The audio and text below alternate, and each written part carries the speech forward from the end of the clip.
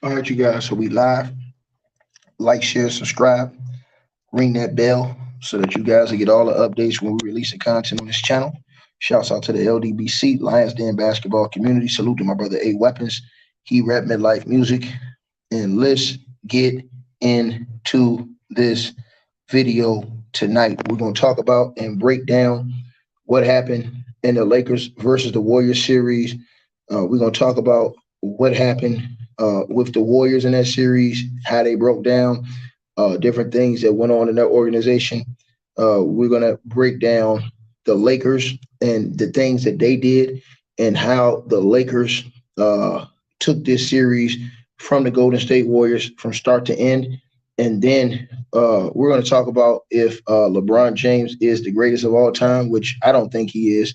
The man lost 6 NBA finals, but I still think he's great. And I think he's one of the greatest players that ever played the game.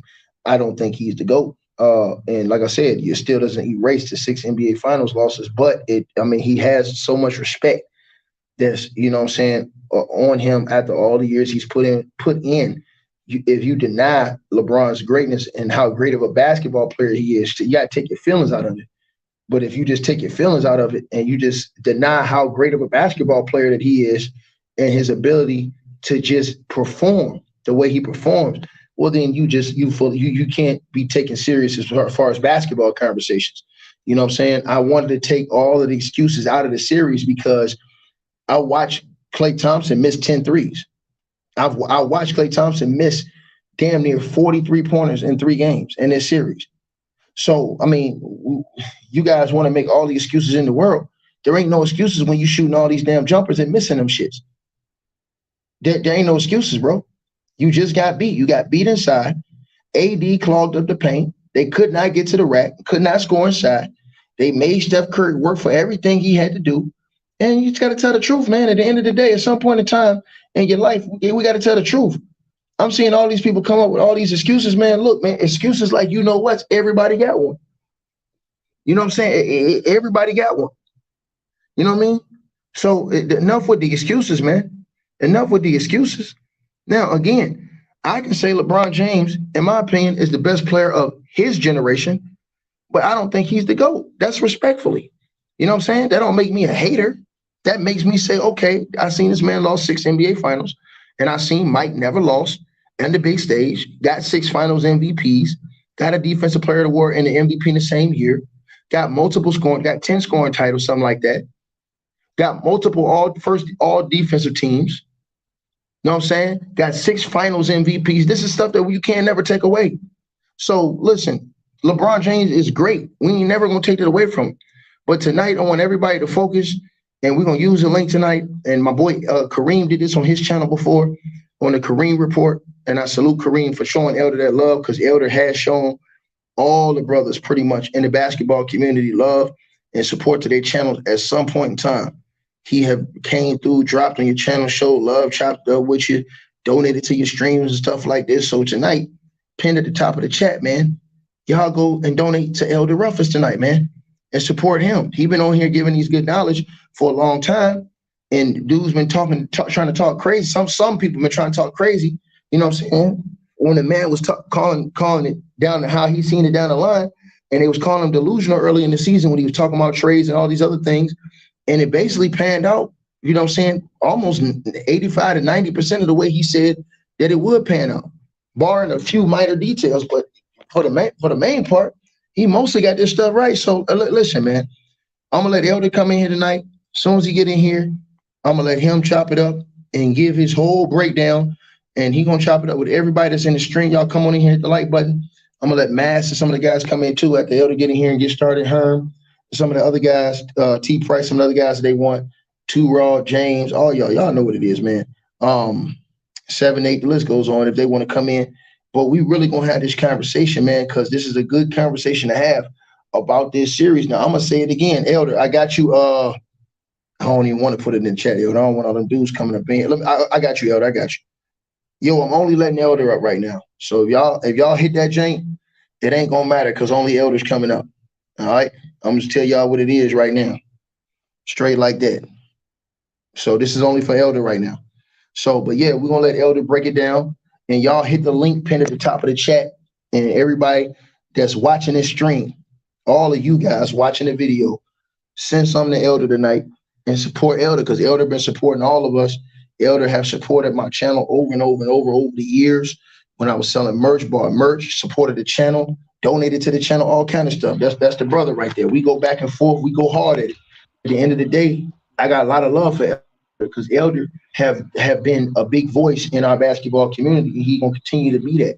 You understand? And he give out a lot of wisdom, a lot of knowledge, and a lot of understanding. You know what I'm saying? And he know how to call it both ways. You guys get mad at him if he goes and calls out LeBron James.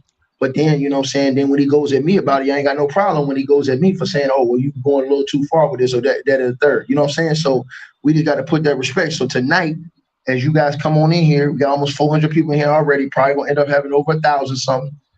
We gonna all let Elder have the flow, and then I'm gonna start bringing guys up after Elder did a whole breakdown of what he thought happened during this series that just passed, and then we're gonna let Elder give the his thoughts and the breakdown on what the Lakers must do going forward, and also. Just Elder can talk about everything like the Rob Pelinka situation and the roster changes and how this affected the different players on the roster. The Darvin Ham effect. A lot of you guys was coming in here talking down on Darvin Ham last series. You've been talking down on Darvin Ham all season. So we're gonna let Elder come in and address that. You know, so I don't know if where Kareem is at. If you want to hop in, he can hop in here too. And y'all make sure y'all go subscribe to the Kareem Report too. Y'all can catch Kareem and Elder on the Kareem Report a lot of times when they be over on my boy Kareem channel. You know what I'm saying? And y'all already know y'all catch Elder over here whenever he pop up, or you catch him on Show Channel or wherever. Y'all know how Elder do, man. So like I said, we're gonna get a floor to Elder. And if you guys got questions, the link to Elder's Cash App is pinned at the top of the chat. We forwarding all that to Elder in the stream tonight because the brother, he called it on the money. And then not only that, you know what I'm saying, he always been supporting us. So I'm going to do what Kareem did, and we all need to show Elder the love. So you guys hit up Elder tonight. Don't hit me, hit up Elder tonight. And his link is pinned at the top of the chat room for the Cash App. And send your questions, send your love, send your donations to him tonight. And that's how we're gonna roll. So Elder, I'm gonna let you have it. I'm gonna send Mass and a couple guys a link after about a half hour of you cooking, and so that the main guys can come in that you respect, and we'll have a respectable, good conversation tonight on the breakdown of what happened with the Lakers and the Warriors. What you think is next for the Warriors going forward? What's some of the things you saw? What you think? The breakdown of the series for the Lakers and the Warriors, and then going forward, the breakdown of the series for the Lakers and the Nuggets game one on Tuesday night in Denver, and what both teams need to do, the matchups, lineups, all that. You can go through it. So go ahead, big dog. You got it. All right, Ticket, I appreciate you, man. Salute to you, my brother. No doubt. Salute to all the chat room. I think I saw a couple people send cash apps already. Man, I'm humbled. I appreciate it. I really do. I think the one I saw was Sharon or Sharon Bonner. I do appreciate it. I couldn't see the other one. But you know, this thing with the Lakers, man, everybody know I'm a big time Laker fan, and a lot of folk want to accuse me of being biased, which, again, you can be biased. It doesn't mean that your take is unfair. And if everybody is being honest about it, the things that I've been saying about the Lakers have just come true. And that's why I kept saying things like I want to have the last laugh and stuff like that, not to rub it in people's face, but to just let folk know I understand basketball. I really do. I understand it to this level and this degree. And when it come to this thing with the Lakers, I saw what they needed as a team. I could have broke that down for the other 29 teams as well, but I saw what they needed as a team. And once they actually did that, now they're being successful. And it helps that the Lakers have a bunch of guys that are on contract years, need to get paid. So that's the time when you get guys laser focused. And that's why I think the Lakers are getting the success that they're having from it, and because they're hungry on the sense of most of them haven't won, only LeBron and AD. Now, when it comes to the Golden State Warriors and the Lakers, like I said in the beginning, this is a bad matchup for Golden State. They don't have a big man, and when you have literally the best big man in the game when he's healthy, and I say that because on offense he's elite and on defense he's elite. Besides Joel Embiid and Giannis, I don't know another guy that can do that. And I think AD is more versatile offensively than Giannis, and I think he's better defensively than Giannis. I think Joel Embiid is definitely versatile offensively, but he's definitely not the defender that AD can be. Now Joel Embiid can be elite when he wants to, but it's just not as consistent. So when you got that going on, that's a bad matchup for Golden State, and that's what I kept saying. I felt like the Lakers had enough depth at the guard slash wing positions to guard the dynamic shooters of Clay, Steph, Poole, Wiggins, Divinchenko, whoever they had out there shooting three balls. I felt like the Lakers had enough to cover those guys as long as they just didn't let Steph and Clay, hear me out, Steph and Clay go berserk. They had a great chance of winning. And Clay had been very inconsistent the whole year to me. The inconsistencies when it came to turnovers and the way the offense ran, and the number one problem I thought Golden State had was they were never committed fully to defense. They were an elite defensive team the year before. I believe that propelled them to win the championship. I didn't see that in this year's team. They had a horrible, horrible, horrible road record. And to me, if you can't win on the road and you're not committed to defense, you cannot win a championship. That's what I was telling everybody. That's what ended up playing out. That's the advantage that the Lakers had. And then because you have hungry, desperate role players, they're hungry and desperate to get paid, they're hungry and desperate to make a name for themselves, and they want a chip. So that's why I believe you're getting the performances that you're getting from the Lakers. I'm very proud of Austin Reeves. Stepped up. That sometimes you can go into what they call a sophomore slump. He didn't have that. He actually got better when the players around him got better, and that's something I noticed about Austin Reeves. Anyway, like when I would see him play with the bench players, he was okay, but he wasn't as great. When I saw him out there with AD and LeBron, he seemed to be better. So Austin Reeves, one of those guys that the better the players are, the more he steps his game up. And I like that in a player. So I think what Austin Reeves is doing now is solidifying himself as the Lakers two guard moving forward in the future. And because he's a combo, he can handle that ball. He got a little bag offensively. He can draw fouls. They just need to go and pay that brother what it's going to be. And see, I don't think they're going to have to pay him, crazy just because they're probably going to make him go through the restricted free agency, and I don't see teams making an offer for him because I think they know they're not going to get him. So why waste your time? Why tie your money up for 48 hours or whatever that time frame is? So I don't even know. You saw how hard it was for DeAndre Ayton to get a offer last year. It came out of the last minute, and then you got Indiana came in the last minute and made an offer. That was the only team. I think it's going to be even worse for Austin Reeves because I think these teams already know that no matter what they offer, the Lakers are going to have to match it. They're going to have to. So they're just going to be wasting their time. They're not going to be putting the Lakers in a bad financial situation because they're going to be what they're going to be. They're going to be over the cap anyway. Guys like D'Lo, guys like Rui, they've done a good, solid job. So they're going to be getting re-signed. I didn't know about. I finally figured it out about or found out about the center we got. What's his name? The backup dude, Mo Bamba. I was totally against that cat, bro, because he don't fit what the Lakers are doing. From what I'm understanding and hearing, he's very, very lazy and unmotivated. And he's injured now, and he's injury prone all the time. That's what hindered him in Orlando. But because his contract is not guaranteed, I do have the Lakers trying to move him at the draft or before June 30th, before his contract comes guaranteed. I think they can use his 10 million in salary to upgrade that roster with whoever else they decide to trade. Maybe even that first round pick we got. So this year they may package that and get somebody else in there that can help the Lakers. Um, I was very impressed with the Lakers and what they did. Very impressed with Darvin Ham. Darvin Ham, man, I'm telling you.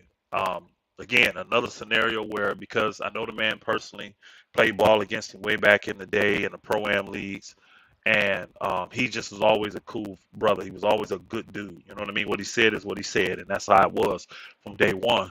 And I know my boy Kareem gave me a hard time saying that I'm biased towards him. And again, a lot of us have our favorite players. Does that mean we cannot give honest criticism of it? Does that mean we can't give an honest take about them? I am partial and biased to certain people, but it doesn't hinder my take on them. I'm not going to make up something for Darvin Ham because I've known him personally in the past and played ball against him, and I like him as an individual. And glad that he's the Lakers coach. He's the one that I promoted as the promoted out there. This should be the Lakers coach, and I think the Lakers made a great decision in hiring him. And I know they're glad right now, no matter what the outcome is of this, because right now the Lakers are what I would call house money. Nobody expected this team to make it to the Western Conference Finals. They are there. I think in Vegas they are either second or third in predictions of winning the championship. So I like the position the Lakers in. I'm happy with Darvin Ham. I saw him grow as a coach, and in the playoffs, when you get a chance to just plan against one team over and over and over and over again, he's shown me that he can get in these guys' ears. And what he does is through his level of communication, they believe because they go out and perform off the things that he has talked to them about and told them. And I could just, when I just hear him in press conferences, when they show him in the locker room talk to the players, he's just the kind of coach that players respect and they want to run through a brick wall for. You just can tell he's that good of a communicator. You can tell what he's saying to you. It's not fluff. It's not made up. He means it. You see what I'm saying? He means it. So I'm just happy about the dude, Darvin, man. I'm very happy about him. I'm very happy with the success that he's had. He's a great coach. I know a lot of people in Laker Nation came at Darvin early because of the lack of success. But if we just had our eyes wide open, we could tell that success had nothing to do with Darvin as a coach. It had everything to do with the political side of basketball, the financial side of basketball, the arguing going back and forth, the josting, I should say, going back and forth between LeBron, the power he wants through clutch and everything, and then what was going on with the front office. That's what was going on, man. That's what was going on. So again, you can't get at to Darvin and what I had seen, especially from a first-time head coach, because it's different. You could be assistant all day. It's nothing like being in that chair, making all the decisions and everything falling on you. That's a different mindset of thing you got to do. So at the end of the day, man, I'm extremely proud of Darvin Ham.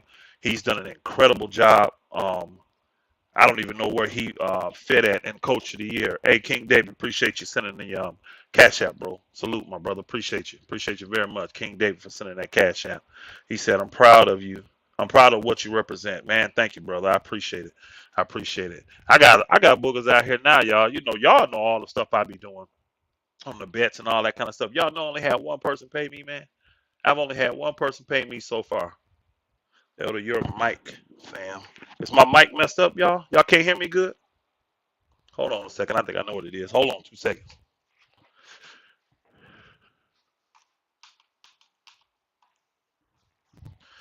I'm actually sitting next to an air conditioner, so that could be the problem, man. All right. All right. Yeah, I think Mike Brown deserved Coach of the Year, but I don't know where my man fell in at. Y'all saw Monty Williams got fired, man. I mean, you just knew that was going to happen with the new owner and everything.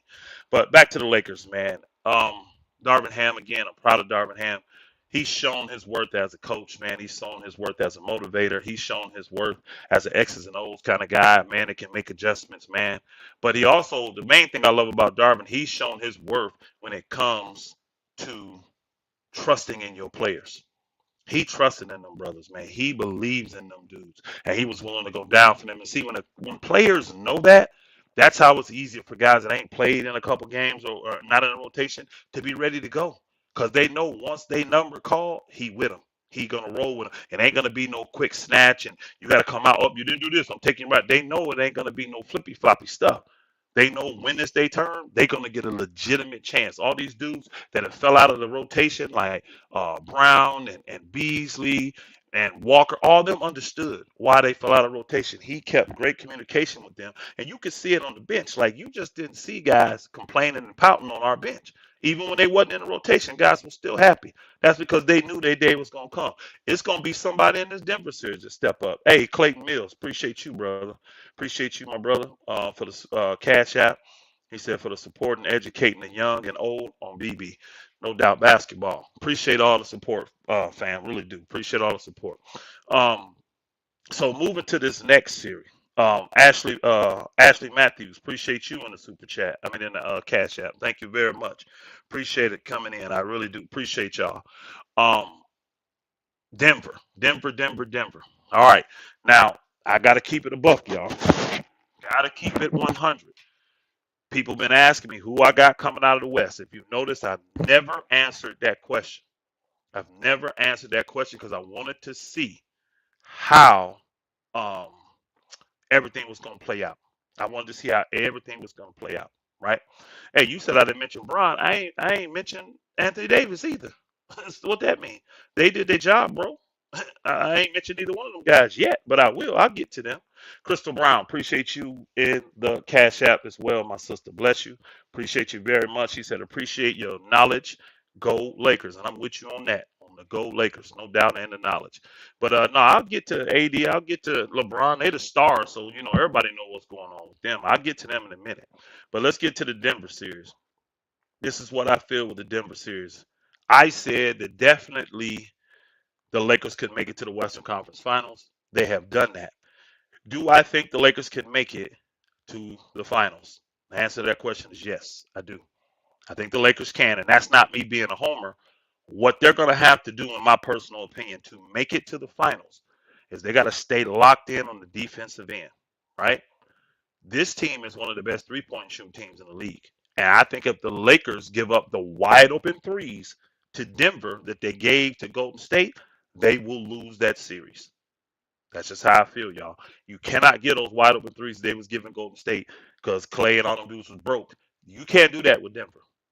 You can't. They're role players, the Browns and KCP and the Bron dude, and they'll make them shots, y'all. They will make those shots. So the Lakers have to be locked in defensively to guard that perimeter, make Denver a 2-point shooting team. Now, to me, Jokic has got a good 2-point shot. Murray can do it a little bit from there, but they don't really have a team of mid-range shooters, in my personal opinion. You know what I mean? Brown can do it a tad bit with his little floater or whatever. So that's not their strength. So you got to run them off that 3-point line, make them come inside, and then what you have to do on the other end is stay aggressive offensively. You have to pound the paint. LeBron, AD, D'Lo, Austin Reeves, Lonnie Walker, Rui, all these dudes have to pound. Schroeder, they have to pound the paint because Denver does not really have any real shot blocking, in my opinion. They don't. So they're gonna have to get in there and get them in foul trouble and win just like they beat Golden State. Live at the free throw line, pound it in there, and as the series goes on, it'll get a little easier. Hey, I'm gonna try to if I see it, y'all, I'm gonna shout every single person that show love to me tonight and appreciate what I do. I'm shouting you out. Joshua Sutton, salute my brother. Appreciate you in the Cash App. He said Lakers looking like they're championship bound. I agree. They have to stay focused. Cause see, this is why I'm saying they have to stay focused, y'all. This is a time when guys start smelling themselves. They start reading all the tabloids and they start reading the articles and hearing what everybody's saying and their favorites, they this, they that. I like what Darvin Ham said in there. If y'all listen to the thing after they won last night when he was talking to the team, when they do the 1, 2, 3, what was anybody that listened know what they said? He said 1, 2, 3. Their word is stay humble, and they need to mean that. You need to stay humble. Hey, Abria, appreciate you in the Cash App. Abria, hope I pronounced that right. Abria, appreciate you in the Cash App. Says salute and much respect 100 to you as well. Appreciate you. Appreciate all the love y'all showing tonight. Um, I be busy, man.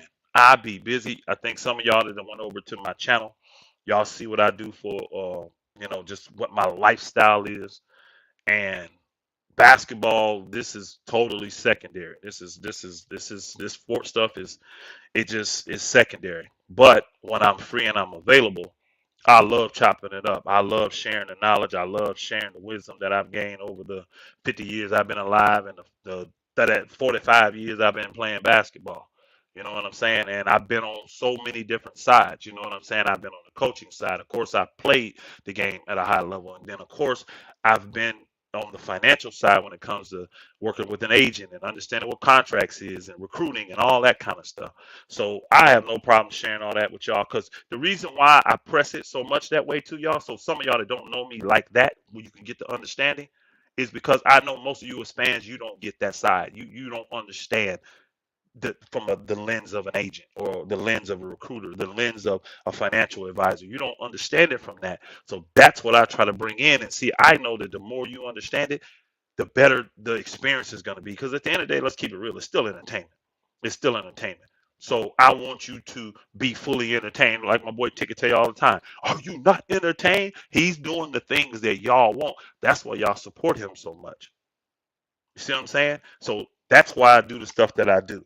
Hey, Christopher McKinnon, appreciate you, my brother, and the Cash App. Christopher McKinnon, appreciate you in the Cash App. If you guys say something in the comments, things in the Cash App, I will read that as well. Do appreciate all you guys showing love, man. I've been putting in the work. I've been saying this stuff about the Lakers all season long. Well before we traded Russell Westbrook, I've been saying it in the summer. I'm glad that Rob Pelinka finally went this route and did it. I wish he had the authority to do it earlier. Because imagine where this team would be if we would have done this trade in the summer. Because we would have got better players in the summer. We really would have, y'all. We would have probably had Lori marketed. We would have Vanderbilt still. We would have had instead of D'Lo, we would have had uh man, what's the little guard name, y'all? That was there, the older guard. Mike Conley. We'd have had Mike Conley in that deal. And I think he fits just as good, if not better. But I like D'Lo, the role he's playing. As long as D'Lo is not on if an aggressive, bigger guard, physical is on him, they make it tough for him. That's why Golden State put Peyton Jr. on him. And then they had guys like Wiggins guard him some. They had Moody guard him. They had DiVincenzo. He figured DiVincenzo out. What you got to do when it comes to guards pressing you physically, you have to attack them. You have to straight line when you get it, put your foot down and just go forward. Make them reach, make them bump you. And when you do that and they start getting fouls, then they'll start backing off. Hey, confident, how you pronounce that? Okiki. Confidence Okiki. Appreciate you in the Cash App as well. He said, Abonti Basketball Association, respect, King. Respect, my brother. Appreciate y'all. Everybody in there that's supporting, man. Appreciate y'all. Appreciate y'all just listening to me ramble a little bit, man. I appreciate Ticket giving me the opportunity to come in here and get this stuff off my chest, man. Because again, I do it for the fun, y'all. I don't do it. I know some of y'all hear me with the gambling and betting people and all this. I do that because I'm old school to shut them up. I don't like people talking stuff they really don't believe. So if you believe it, put your money behind it. So that's where all that comes from. But really, I just like chopping it up. I really want to see really good basketball. Like this year, the reason I wasn't giving my predictions is because I wanted to see who was going to make it to the playoffs. These guys are so fragile today, man. These guys are so brittle. I didn't know who was going to make it. And as you've seen, the healthier teams have won. The healthier teams have ended up advancing. So in this round, looks like we got two healthy teams between the Denver Nuggets and the Los Angeles Lakers. Hey, Jamal Jackson, man, appreciate you. Appreciate you in the Cash App. He says, who's the X factor in this next series? Um, I can't call one individual person out. I think guys like AD is always the role, the X factor, because he sets the tone for the Lakers on the defensive end. If he's given that elite effort, everybody else follows. Well, LeBron kind of, he does it. LeBron picks and chooses. Now, again, at 38, I get it. I don't expect LeBron James to go out there after 20 years of basketball. He got like 3 years of basketball in just playoff games alone, y'all. I mean, like 200 and some, almost 300 playoff games. So I don't expect LeBron James to go out there and try to play elite on both ends of the floor. Um, he does it in spurts, and here's the key: it's working. I know this. He can't if he guard Michael Porter Jr. He can't be giving up them threes to him. He can't be standing there looking at him hand down. What Mark Jackson say? Hand down, man down. You can't be doing that with that dude. Them cats will let it fly. Now Aaron Gordon, hey, I'm cool with him shooting the threes, bro. He's not gonna beat us from three. But guys like Porter Jr. and Murray and KCP and all them dudes, they could beat us from the three. Brown, they could beat us from the three. Jokic can't just give up wide open threes. Run them off that line, make them shoot twos. Um, so my X factor, I guess, would be AD's defense. That's my X factor. If he's playing elite defense like he has been the entire playoffs, the Lakers will do fine. The Lakers will do fine. I like the fact that the Lakers got a few days off. They have shown first round, second round that when they get a couple days off before that first game, they come out like gangbusters and do well. So I expect the Lakers. I know Denver's off too, but I expect the Lakers to come out and give a yeoman's effort. If I am Darvin Ham, I try to work it out where I get the Lakers to Denver a little bit early. Like if they talking about coming in Monday night, I would want to come in Monday morning. Get them there, let them get acclimated to that altitude or whatever the case may be. Maybe get in the gym and get just a little walkthrough run in, just so they can, get that off them, so it don't take a quarter or two to shake that altitude. You know what I'm saying? But oh, my bad. Hey, Mari Gaius. Mari Guys, appreciate you in the Cash App as well. Appreciate you in the Cash App as well, Mari Guys. Jamal Jackson, did I call you out, Jamal Jackson? I think I did. Yeah, I did because I read your thing. Yes, sir. So Mari Gaius. Hope I'm saying that's right. Always good when you speak the real. Appreciate you. Appreciate you in that Cash App. All right. So let me get to Denver. Let me get to the Lakers, y'all. What I really truly believe is that if the Lakers play this elite defense and they run Denver off that three, they can beat this team in 5 games. Now, am I calling it 5 games? No, y'all. I'm not. I'm not calling it 5 games. But I think they can gentlemen sweep this team, believe it or not. And Denver's tough. They're tough. But I don't see Denver being able to make many adjustments. That bench is not that deep. They've been playing 7, 8 guys. Pretty much that's it. So I don't think the coach for Denver trusts them guys past that. The Lakers, to me, could easily go 10, if not 11 guys this series, y'all. And I think that's going to be part of it. Is Jokic would rather bang. He would rather just get in there and bang. What I say, run the guys with fresh legs and try to run as much as possible. Play tight defense and push that ball. Play tight defense and push that ball. That's what I would do to make Jokic get up and down that court. Hey, Andrew Bernard, appreciate you, my sister. Appreciate you in the Cash App. Said you already know what it is. I sure do. Appreciate you, my sister. That's one of the most knowledgeable sisters I've ever seen. Actually, let me not even put sister on that. She's just one of the most knowledgeable people I've ever seen when it comes to basketball. That sister, if she puts something in there, y'all, you take it to the bank. And I've always gone behind her on certain things. Let me make sure that that girl ain't, she don't miss. That sister don't miss. So Andy Bernard, appreciate you, man. Appreciate you over there supporting my boy Kareem on the Kareem Report. Just appreciate all your support. Hey, Italian Laguna, man, appreciate you, my brother, man. Much respect. He said, much respect for keeping it real, fam. Man, I appreciate you. He coming in big bank in the Cash App, man. We appreciate you, my brother. C. Wright, appreciate you in the Cash App. He says, or she says, I don't know what I think it's a brother. Lakers have to keep pressing the rim. I agree. Got to keep going to the rim on these dudes, man, because they don't have no shot blocking. And then Bruno is in the Cash App too. Appreciate you, Bruno. He said, you was right on this series. Claim your bets. Bruno, I'm still trying to collect, bro. Oh, that's right. You was in shows last night. I got one person that paid their bet, and that's E. Leezy. Y'all know E. Leezy. He paid right away. Much respect to my boy E. Leezy. I'm still waiting on guys like O3 and others that know they owe me, man. It'll get to me. It'll get to me. I ain't finna chase you down. I know that. If you're gonna be a man and make the bet, pay it. I know this one. I lose, I pay. You ain't none of y'all have to come looking for me or nothing. I just pay when I lose. And unfortunately for y'all, I just don't lose that much. All right, let's hey, everybody just hit that Cash App, man. I truly appreciate y'all, man. I really do. Something like this humbles me, man. I really appreciate it because I don't do it for this. I really don't. I don't do it for this. I do it just because of the love of the game and just the love I have in general for people. Um, Matter of fact, one of the brothers, man, Boss Life. Boss Life lost a family member, man. Y'all keep that brother lifted. Y'all keep that brother lifted. Yeah, Boss Life lost a family member. Some of y'all may know Boss Life. He lost a family member here recently, man. If y'all would, just keep that brother in prayer, man. When you think about it, man, just throw a little prayer for him, for strength. Pray for his strength. You know how it is. You got when you're a man, you got to be stable. You got to be strong in situations like this because everybody else come weak and they be looking to you for strength. So he gonna be good, and he already know he got my support in any way, shape, fashion, or form. I don't care what he need. All he got to do is reach out, and he got it. That's just how I roll.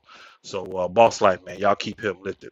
But let's get back to this Denver thing, and then we can talk about some other NBA stuff because I do want to talk about the Monty Williams, and I know Ticket gonna let some of these other guys come in here soon. So, but the Lakers, I really believe they can beat Denver. I think the key is I would me personally me. This is Rufus. I would start Rui in this series, y'all. Rui is very good when it comes to going up against true power forwards. And to me, Aaron Gordon is a true power forward. I don't want LeBron, nor do I want Vanderbilt guarding him. I really don't. I need a thicker body, an athletic body that can bang with him because he's going to be crashing the boards and stuff. So I will put Rui in, right? And then I think that gives Denver serious matchup problems when I got AD, LeBron, and Rui in that front court. that they got to deal with, I don't see Denver being able to deal with that, y'all. Because Porter Jr., who he gonna guard? You gonna put him on Rui? You see what I'm saying? Then you gonna leave AD alone with Jokic? He gonna destroy that dude. And then Aaron, Aaron Gordon is gonna be on LeBron. So I like that matchup. So if it was me, I would start Rui in this series. Then I still got guys that I can bring off the bench. Let's just say Murray get going. Now I still got Schroeder and I still got Vandy that I can throw fresh legs on him. I think the key to this series is to wear them down. Keep fresh legs in front of them. If a guy getting burnt 2 times in a row, hey, I gotta get a fresher leg on him. Especially if he's played, multiple minutes. Say he's been in the game 7, 8 minutes, and now he got taken off the dribble a couple times. Up, now I get a fresh leg on him. You see what I'm saying? And I think that's what you got to do at Murray. You got to throw fresh legs at Murray all the time. And then I just think AD and old boy got to go at it. You know what I mean? You're gonna have to help because Jokic want to get into that bully ball. He gonna want to back down all that stuff, make Jokic become a passer and recover. Rui gonna have to cheat a tad bit. LeBron can't cheat as much, especially if they got him guarding Porter Jr. Because all he wants to do when he catches is let it fly. And I don't want Porter Jr. getting 5, 6, 7 threes in these games, y'all. So my thing is run him off that three, get in that paint on the offensive end, pick up the pace because I don't think Jokic wants to run.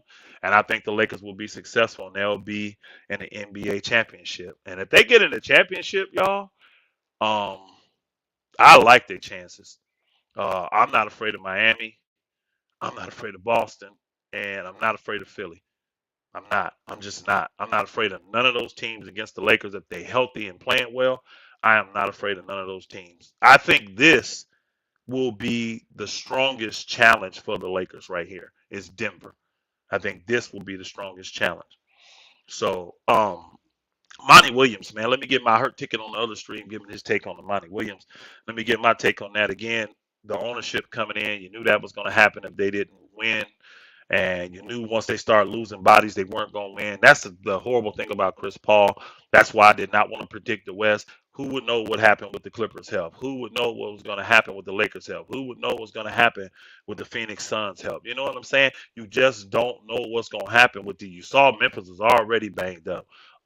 You just didn't know injury wise. That's why I was not going to call the West. Well, I don't have to because now we got Denver and we got the Lakers, and I'm taking the Lakers in six, y'all. I'm taking the Lakers in six to close it out at home. I said seven the other day, then I thought about it more like, nah, the Lakers gonna have to do it in six. They've been playing really well at home, so I don't see the Lakers giving up any home games, not to Denver. And I also see if Phoenix can beat them with two guys at home, the Lakers should be able to beat them with a healthy team at home. And I do see the Lakers getting a game one of these first two games. They may not get game one, but I do see the Lakers getting one of these games in Denver. So Monty though, back on that, Monty man, again, I'm with Ticket. He can get a better opportunity out there, man. That was a really bad hand and the Phoenix Suns, with everything they were dealing with, they just let some things slip. Ownership wise, having to sell the team. I don't think they handled the DeAndre Ayton thing properly. When he's a number one pick, you know you're not going to lose that asset. You have to sign him early, and then you have all that time to trade him. Kind of like the OKC was doing with Shea Gilchrist and what Houston is doing now with Jalen Green. You got to do it. You got to control those assets when they're that high of a draft pick. To let him even get into restricted free agency was wrong on their part. So now they just had to play a whole season with a guy that nobody really on the team is comfortable with. The coach ain't comfortable with. He don't really want to be there. The players don't really like him like that. You see what I'm saying? When you got that kind of stuff, y'all be amazed at how important that is. You're not winning when you got that kind of stuff. You're not winning when you got that kind of stuff. So you know, he's gone now. Um, I wouldn't be surprised if Nick Nurse tried to take that job, y'all. I would not be surprised if he tried to take the Phoenix job. I don't know who they're gonna get in there, but I know they're gonna You try got to. guys in here. Oh, okay, cool, cool, cool. I think they're gonna try and probably move Chris Paul, like Ticket said, and they're gonna definitely move Aiden and whoever else. I don't think they like the backup point guard situation. So I think Memphis, y'all, that's a team to look out for. I think Memphis is gonna Oh, be ultra. Elder, I What? just got some breaking news, man. Oh, let's hear it. Ty Lue may be out of the Clippers. The Phoenix Suns now are going hard after Tyronn Lue. Not only are the Suns, the Bucks. Wow. Tyronn Lue may quit that Clippers job.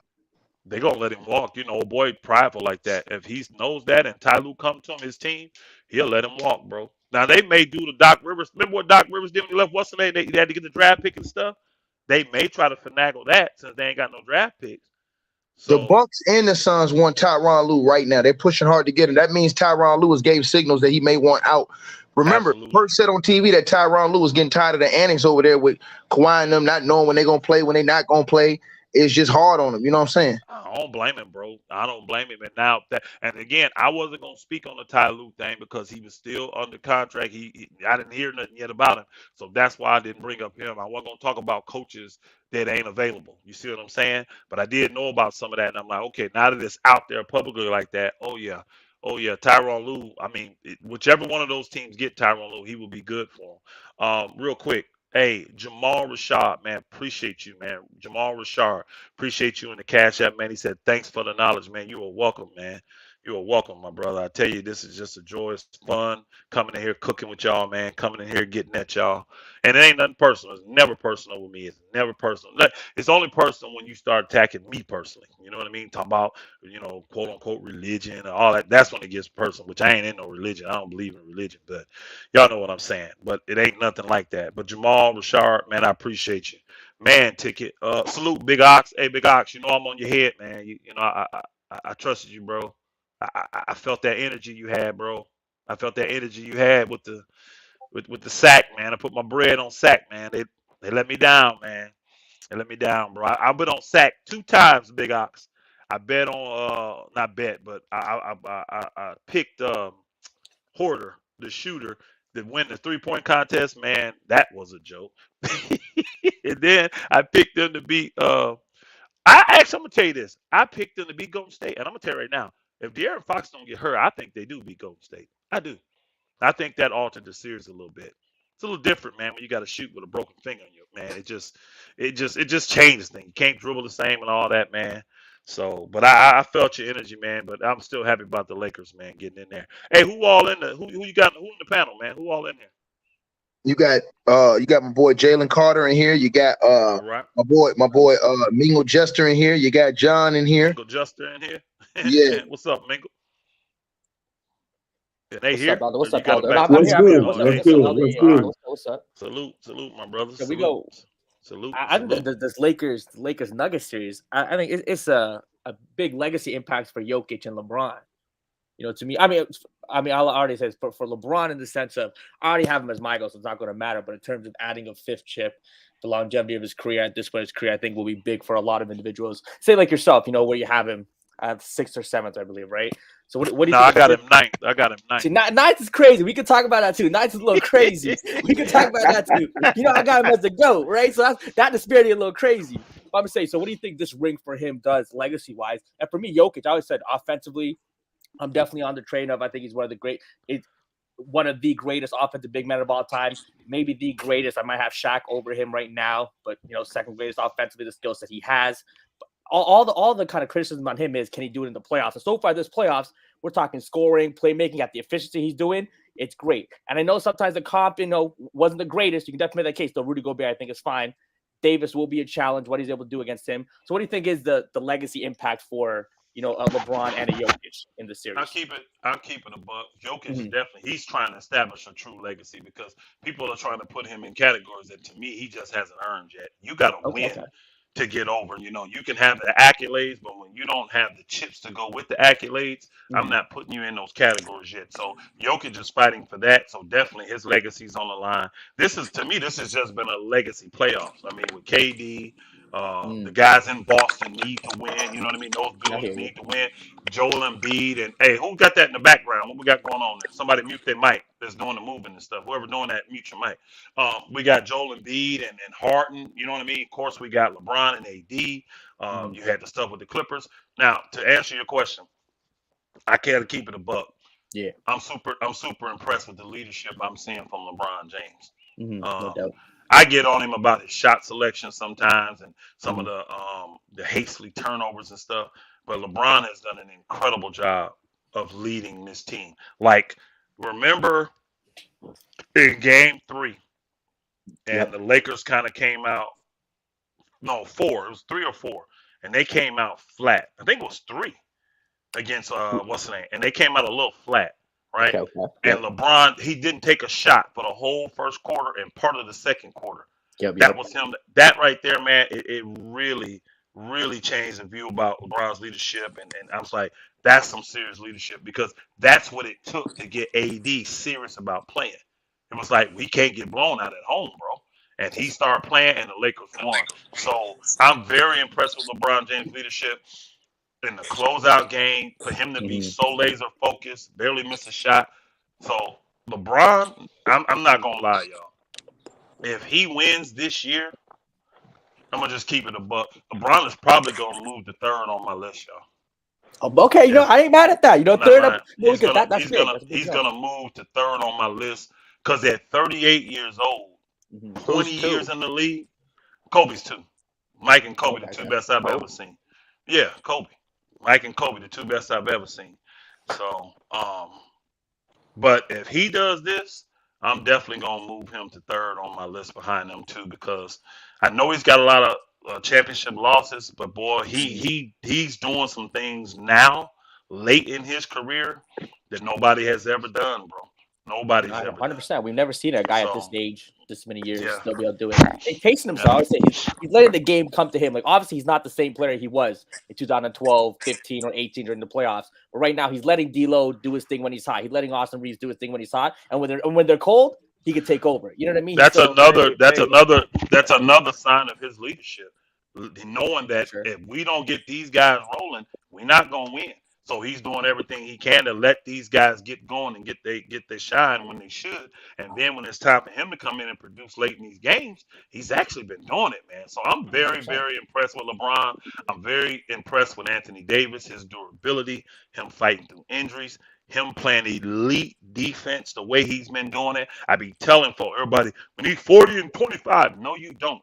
You don't need Anthony Davis to dominate offensively. You need Anthony Davis to Exactly. dominate defensively. The Lakers Feel that are pain. better when he is dominating on the defensive end. Everything that comes inside, he's altering or blocking, getting other guys involved like that, getting big rebounds. I mean, I'm more impressed when Anthony Davis gets 20 rebounds than when he scores 35 points. Yeah. I Hey, really am. hey, I'm more hey, hey, impressed Elder, with hey, I'm that. curious. Agree with that. hold, How, hold on, how do hold on, you hold on, rank hold on, hold players, on, bro? hold on, bro, hold on, Elder. Yes, Salute. sir. This John. Salute. Salute.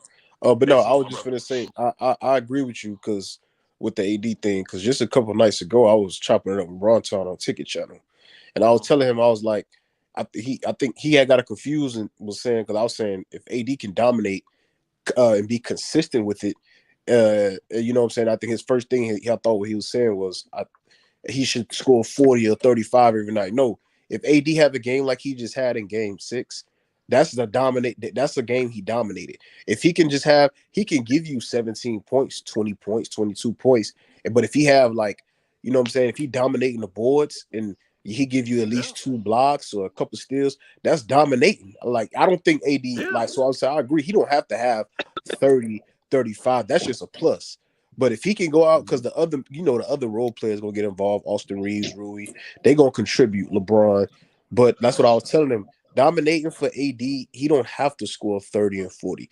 Defensively, crashing the boards, getting them blocks, deterring shots. That's what he's elite at. So I agree with you on that statement.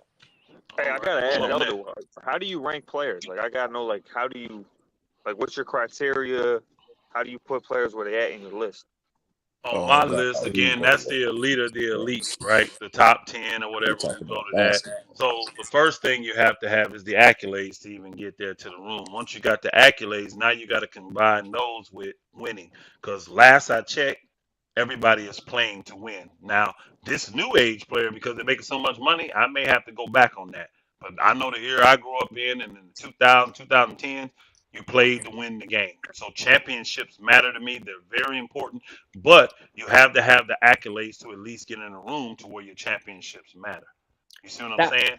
And So and then that's how the do you get key. what pick you're after So saying. that? you can hold on. You can have a guy that's got a bunch of chips, but if he don't have the accolades, he not in Mm. the room. Like a Scottie Pippen, he got the chips, but he don't have the accolades. Robert So why Horry. is He Bill got the Russell chips, not but one?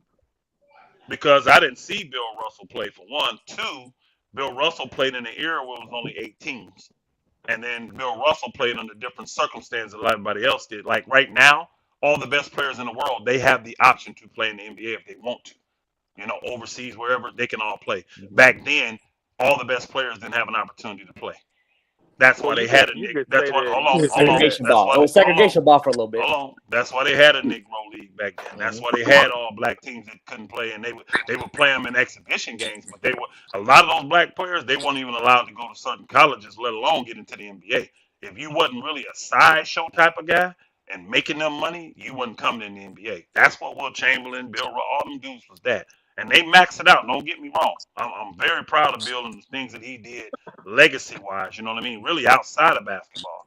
But when I look So at a man like Bill Russell, where he didn't really have the greatest competition when it comes defensively, when it comes to centers, because he was one of the biggest men in the league, one of the most athletic men in the league, and to shoot what he shot, like that's the biggest knock to me on Bill Russell. He wasn't great offensively at all, y'all. I mean, to average what he averaged, and only I think his shooting percentage is 43%, y'all. 43%. I can't. yeah. You're elite So a defensively, lot like but you're Kobe. not elite. You're not. No, Kobe's a guard though. Kobe's a guard. That actually what Kobe's was is Well, almost 45, and that was about average for a two guard. So yeah, I well, can take Russell, that. well, he Hey, still I'll take. Hold So on, hold on. why still I'll do take that. Hold on. I'll take that he's from a still the guy. greatest runner Hold though. on. I will take that from a guy that the majority of his shots are jumpers. I'm not taking that from a guy where the majority of your Big shots man. is around the rim. I ain't doing That's that. fair. so I'm not taking that so from let that. me Because ask you you, know why what? do All you the have other all the Kobe so other high? big men, go compare his offensive field goal percentage to all the other great centers. And that's Yeah. what you'll see. So why do you have Kobe so high? He's the best thing I've ever seen next to Jordan. And he That's got Like, the y'all and can't, hold like, on, hold on. And bro. Y'all can't get he's the mad either, bro. he's That's the his whole opinion, bro. he's the whole package. He's got everything to Yeah. go with it. He got all the accolades, he got all the chips, he got all the leadership. He's uh-huh. overcome He all the got all the accolades. adversity. He's got all he got the Okay. accolades, he got everything. He got it all. What does He he So got got more over with accolades than my Bron? Will but Chamberlain. with What does my he got over Bron? but with my eyes, with He my got more eye, accolades I'm than gonna Will tell you, hold Chamberlain. on. Time out. He What he got has one over more Bron. championship. He Hey, hold got on. If you're 3 gonna less ask, finals hold on, MVPs. y'all. He would have Hold Okay, got let him more on, ask the than man. question. Let Aaron him ask the Let Chris him question. go. Let Let him Hold him ask go. the Let him on, question. go. bro. Hold on. If you're gonna Shut ask the the fuck question, at up, least let me dog. answer the damn question. If For you're gonna real. ask it, give me time to Shut answer the damn thing. shut up, Instead of running god your mouth. damn. What he has over LeBron. Shit First off, my aggravating. eyes tell me he is a better player than LeBron. When I watch LeBron and I watch him, I like Kobe better. I would take him well over LeBron. He has That more shit's championships stupid. for LeBron, and I think he's a better leader than LeBron. So That's those his are the things opinion. that Hey, That's I his have opinion. over Yeah, him. that's all his opinion, bro. Let him have That's that. what you asking Yeah, for right now. Hold on. that's Ain't his that what you opinion. asking for right now? Ain't you Yeah, It's asking his that's my cool. opinion. opinion? Yeah. That's Yeah, what you that's finna get then. cool. That's You what know That's you what? cool. finna That's, get. His you know what? opinion. I ain't even Hold gonna on, go hold with on, that. hold on. His opinion doesn't mean it's facts, but it's his It opinion. don't. So that's what I'm saying. It's cool. It's all It's his good. opinion. Hey, let me His let Now, me let opinion. me let me let me let me let me say something. Let me say something, man. Yo, on the Lakers, Elder. I mean, Elder, you spoke facts like in here, bro. All facts you said, bro. You know what I'm saying? You was spot on. And the niggas that picked against the Lakers are not like backtracking that shit. You know what I'm saying? We don't see BX around here no more. We don't see Freddie around here no more. You know what I'm saying? So the Laker haters, the Bron haters, all the narrative, oh the Lakers ain't gonna do they gonna do that. Okay, the Lakers are not in the West Conference Finals, so it is what it is, man. Lakers is 6 against the Denver Nuggets, man. It's gonna be I tough. just know. I just know. I had the same fucking opinion Elder had all year. Me and Elder was on the Kareem show. He know this. We was on the Hey, Kareem show. We was on. Hold Hold on, on. Nairobi. sir. Hold on, Hold Nairobi. on, bro. I Hold was not on, bro. done talking though. You cut me off, dog. Nigga, you Go stop, ahead, my go ahead. nigga. Go Go ahead, ahead. bro. No, go Cause how ahead, go long you ahead, gonna go ahead, ball? go ahead, Nigga, go you ahead. stop fucking talking. You It know was what's a Hey, big going on. pause. Go ahead, man. y'all. Go Go ahead, Hold man. on, ahead, y'all. bro. Hold on. Elise, don't be a sore loser, bro. Don't be a You sore know, loser. G, Don't be a he's a sore he's a loser. hater. That Elise, nigga's a don't be a sore loser, yeah, bro. yeah. You Hey, just Don't be mad a because the sore niggas. loser. Hey, hold on. Hey, I just look, want to tell him this Elise, that. man I Roby see him talking in the about hey, Elise, I Elise, see him in the man. chat hey, room, y'all. He a sore Elise, loser because his GOAT Elise, is you for his just mom. mad. Don't be a You sore just loser, mad. bro.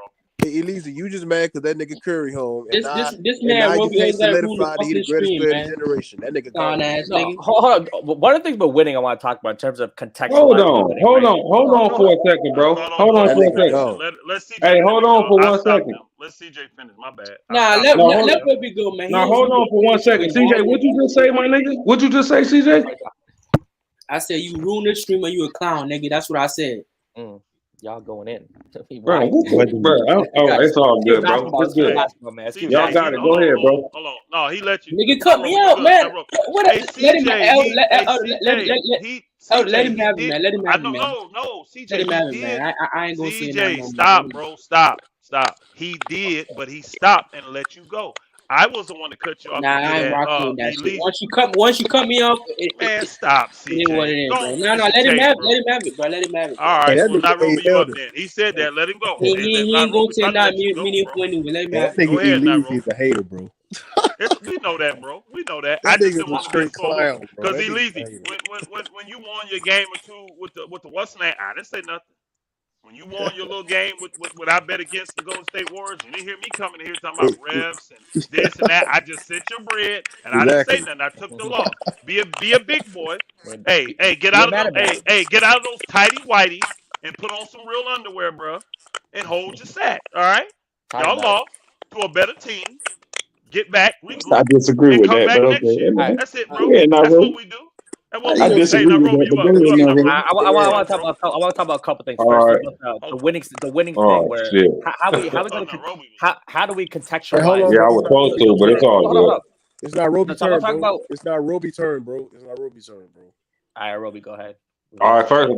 first of all, CJ, I thought you had stopped, my nigga. I heard a pause, so I was trying to get my Man, little shit. man, go, man. Hold on, God bro. damn, Hold on. You just told me I can go, bro. let's You talk, just bro. told me I can go, my nigga. You just told me I can go. Shut the fuck Let's up. talk, man. Nigga, you paused. I didn't want to interrupt you, nigga. I was waiting for everybody to stop, bro. And I started talking. You want to act like a little bitch, my nigga. I don't disrespect you, my nigga, calling you names. You know I fuck with you, my nigga. That shit was weird as fuck, but whatever, my nigga. Anyway, Elder, me and you was on this motherfucker for all season long, bro. We was going at it with everybody. You was going at it with Kareem. I was going at it with Ticket, talking about we need to. It wasn't about Westbrook play. It was just about he didn't fit the team, and his money Facts. can help us get 3 or 4 players that we needed to make a more balanced team. We was too small. We didn't have enough shooting, and people was clowning us about it. Now it seems like that's everybody is all of a sudden on the bandwagon with this shit and acting like they you know what I'm saying, like they didn't understand what we was talking about all year, bro. This is what we meant, bro. This is a well balanced team now. We can play multiple ways, bro. Look at what we had Golden State doing, bro. They didn't know what to do. They try to start this person, try to start this person, and whatever they did, we could adjust to it, bro. It's no way we could do that before the trade deadline. I feel like right now, bro, if all our players would play up to their capability and we stay locked in, bro, we should be able to win a championship, my nigga. We're good enough. It's no excuses, bro. So I'm feeling this Laker team right now. I'm feeling Darvin Ham. Never once have I came on anybody's stream and called this man Darvin scam, because that shit is just weird, my nigga. Niggas always looking for excuses, bro. Players got to go out there and play, bro. Darvin Ham is a damn good coach, and we got players that bought into it. Like right now, in my mind, I feel like everybody on our team right now is getting rest. It's treating their body right. Ain't nobody going out to the clubs. Ain't nobody doing all this bullshit, bro. That's not the kind of players that we got on this team. I love the team we got right now. Everybody know they role. Everybody wants to win, bro, and that's what we need as a team, bro. So now you can see what everybody value is, bro. And I like the way LeBron is leading right now, bro. He's being a great leader in this later age. Like my boy said, if he see a person that's cooking, he gonna continue to let that person cook. He's not gonna get in their way. It's not all about him and his stats right now trying to run it up. He want to win with this group of guys. So I applaud the whole Laker team, man. Y'all got it. Hey, let me respond real quick on what Elder said because Right. when you have, I'm gonna go back to this, and this is on LeBron's leadership. Why I'm so impressed with it. Think about this: if you're a player, when the two stars are not selfish, because you already know Anthony Davis not a selfish star, and LeBron not being selfish, he's allowing you to get going. He's getting you the ball in your sweet spots. Man, you see, when you got a coach that believes, then you got two superstars that believe and will let you do it. Like, think about it. These dudes are closing the game for the Lakers. Lonnie Walker, Reeves, Rui did that game. Y'all, they closing Schroeder. They're closing the games. And the superstars ain't tripping. Man, that don't do nothing but build your camaraderie. That's the type of stuff I'm talking about why LeBron is being a great leader and is shooting him up my list. Now, I'll be honest. Him at 9 is me trolling the LeBron lovers. That's me, because they kept Appreciate that. coming at me. Appreciate it. I had already admitted it before, but Got you. I'll say it so everybody here can say it. I Mhm. moved him from 6 to 9 because they kept telling me my list wasn't consistent. That's okay, cool. Since Curry been beating that nigga in the finals, I'll make my list consistent. That's why he moved to 9. But keeping it real and keeping it a buck, LeBron pulled this off, y'all. He literally does get into my top 5, and honestly, because of the things that he's done already, I'm probably gonna move him ahead to number 3. I really am. I mean that. I'm probably, if they can pull this off and he wins, and he don't have to get Finals MVP or none of that stuff. He don't have to get that. Just getting this team to stay focused that long. I don't think most of y'all realize how hard it is to get through an NBA series, y'all. Facts. Then look what the league did. Like this last series, they went from having games every 3, 4 days to back to back to back to back to back to back. All these games was every other day, y'all, against the world champs, and they weathered that storm. You see what I'm saying? It's gonna take a high level of concentration for these dudes to get this done. And that's only going to come from your leaders. And that starts with LeBron James. And then AD's part is defensively. So this is why he's shooting way up because leadership matters. Y'all know I be killing Kevin Durant. Now, he's one of the most deadliest offensive players, one of the best players I've ever seen play the game of basketball. But he ain't a leader. And it's Oh, you got hard for me to music? respect. That's To fair. me, Fair. that's why they folded in Phoenix. See, when all them guys go down, that's when you step up as a leader and show your leadership. And he just folded. This is why I've been saying to y'all, I don't have the respect for him like I do these other dudes, man. The Currys, the LeBrons. I don't have even Kawhi leads better than him when he's healthy. He does. He's just a better leader.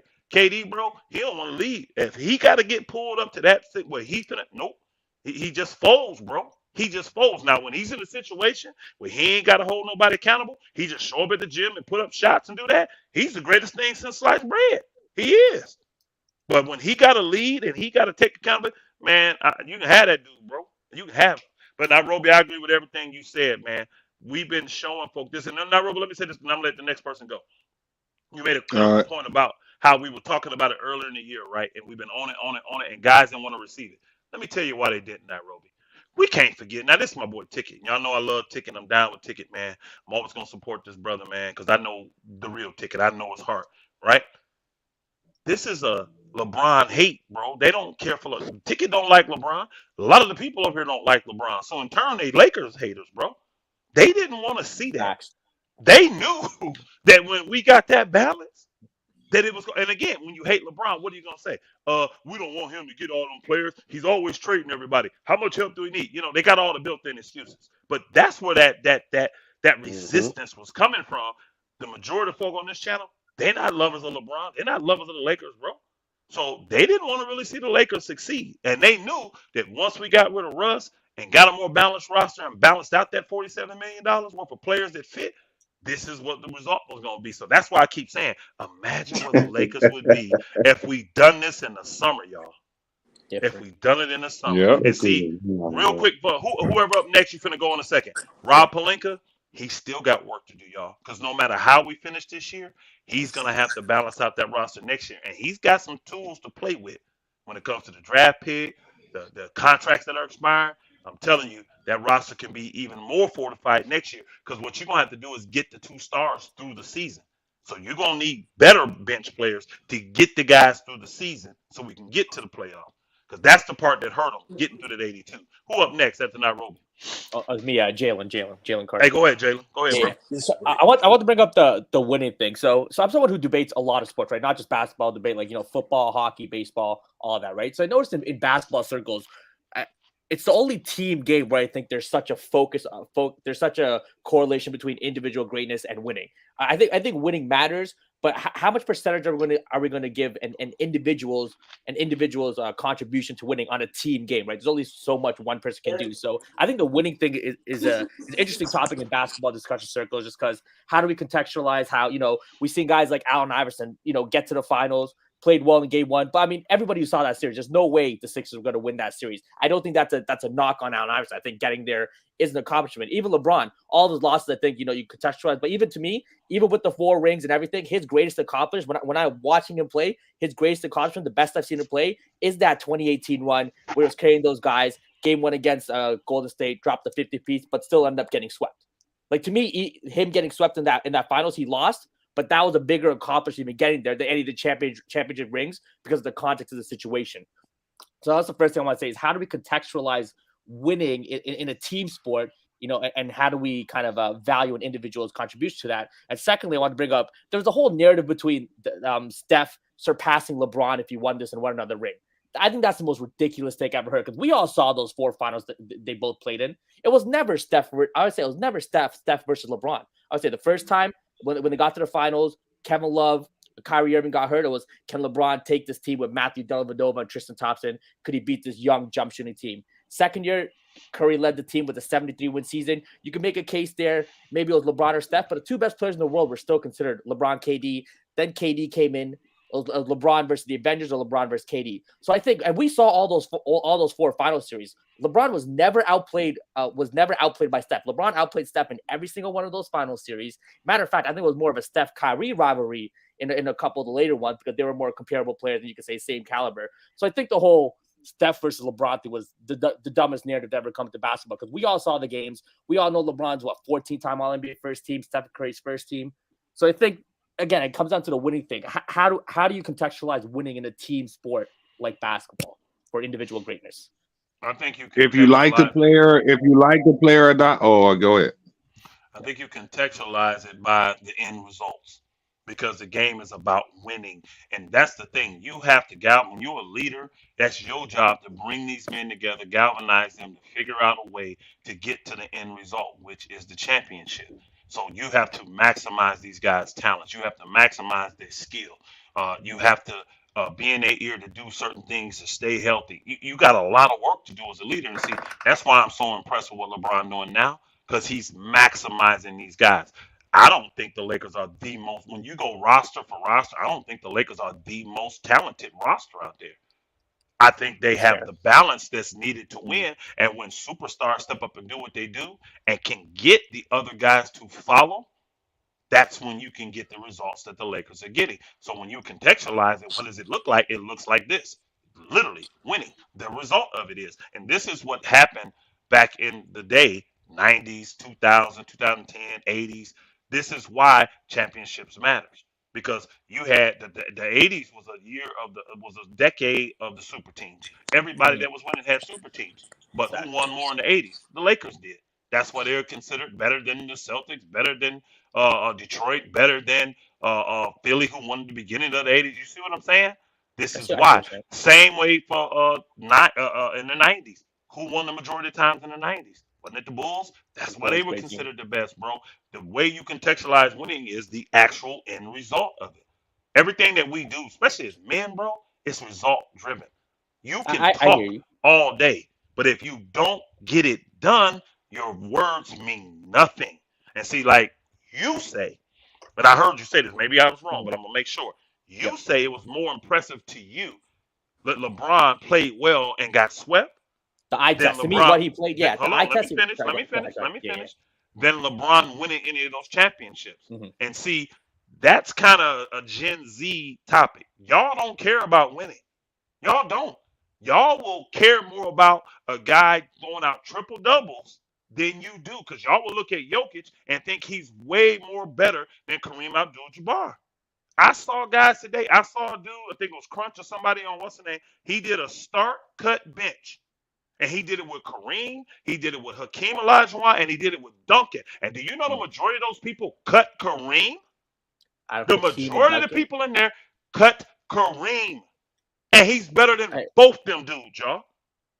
But again, those young guys, they cut Kareem, they didn't see him. But this generation, this Gen Z, whatever you call it, y'all don't honor winning like the past generations do. Y'all care more about the stats, the numbers. You just said it. LeBron was more impressive when he scored 40 points a game, but got swept. And see, our generation says, no, get the W. I don't care if LeBron scored 4 points a game. If he got the W and won the chip, that would be more impressive to me than him scoring 40 and losing. Those are empty calories. Those are empty stats to me because you played to win the game. But this generation don't feel that way. This Okay, generation don't feel like that. I see what you're saying. I think to kind of combat that, I'd say that, again, with LeBron during that whole run, I think it was just an eye test. I think what he was able to do, carrying that team, taking down the forward. He didn't lose, but I think that's the best he's ever played. You're ignoring it. He lost. It doesn't matter. Hold on. So was Devin Booker's best accomplishment when he scored 71 against the Boston Celtics and lost by 30? I mean, no, that game, when you look at the eye test, you saw that he was still chucking shots when the game was clearly blown out, and he was kind of padding to get But again, it's the best game he's ever played. But you have to put context on it, right? It's the best game he's ever played. Yeah, based on the box score, but you have to also put context on it. Just like the game. But see, my thing is, though, let me finish with him. Hold on, brother. Let me finish with him. You're not adding context to LeBron James getting swept. You're ignoring that context. No, I said he got swept. You're ignoring that context, though. Devin Booker scores 70. You said, no, the context says it's not his best game. LeBron scores 40 a game, but gets swept, and you ignoring that he got swept. Who cares that he scored 40 a game? He wasn't playing at his best because his best leads to winning. And his best play, guess what it does? It gets others to play their best. Everybody says he's just pass first. He makes everybody better. It don't do me no good to see him go out there and score 40 and 15 rebounds and 10 assists when nobody else is playing well and he loses. Like this situation with Curry. Hold on. Curry, did he not just play well in this last series?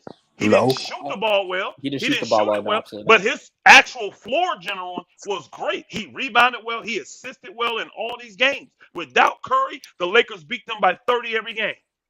Sure, but I think Curry had a mediocre series too. Hold Curry accountable. But they lost. He couldn't motivate Klay Thompson to hit a shot. He couldn't motivate Jordan Poole to hit a shot. He couldn't get these guys to elevate to the task that was at hand, and that's why they lost. When you look at their roster, is the Lakers roster just that much better than Golden State's? No, they were. That's a championship roster. They clearly got 9 guys on their team that's got a championship, just freshly won. The Lakers got 2, and they years removed from their championships. But if you're a good leader, you got to find ways to get everybody on a team to elevate their level to get the goal accomplished. You getting yours means nothing. And that's the problem with Gen Z, in my opinion, because y'all don't care about that. Y'all care more about a guy getting his numbers. That's why y'all can say something stupid like Jokic is better than Akeem Olajuwon. Jokic is better than Kareem Abdul-Jabbar. He's better than Shaq. Y'all are crazy. Because if he played in that era, he wouldn't be doing all this. He wouldn't. They would be dominating his tail because he don't play no defense. And guess what? Guys that couldn't play defense in their era, they couldn't even get on the floor. They couldn't even get on the floor. I mean, I think I hear what you're saying, but I think just to combat that, I think there's only so much an individual can do to raise a teammate's play to what's the ability of that teammate. So a J.R. Smith is not going to be able to play like a Steph Curry or Kevin Durant. A Kyle Korver is not going to be able to play again like a Kevin Durant. No matter how much of a good leader you are, his ceiling as a limit is not going to be able to combat a Kevin Durant. You see what I'm saying? So I'm not saying that they needed to play on their level, but those guys wasn't playing on their best level. I mean, and that's why they lost. Because if LeBron was playing on his best level and the majority of them were, they probably would have won that series. But the problem is LeBron was getting his.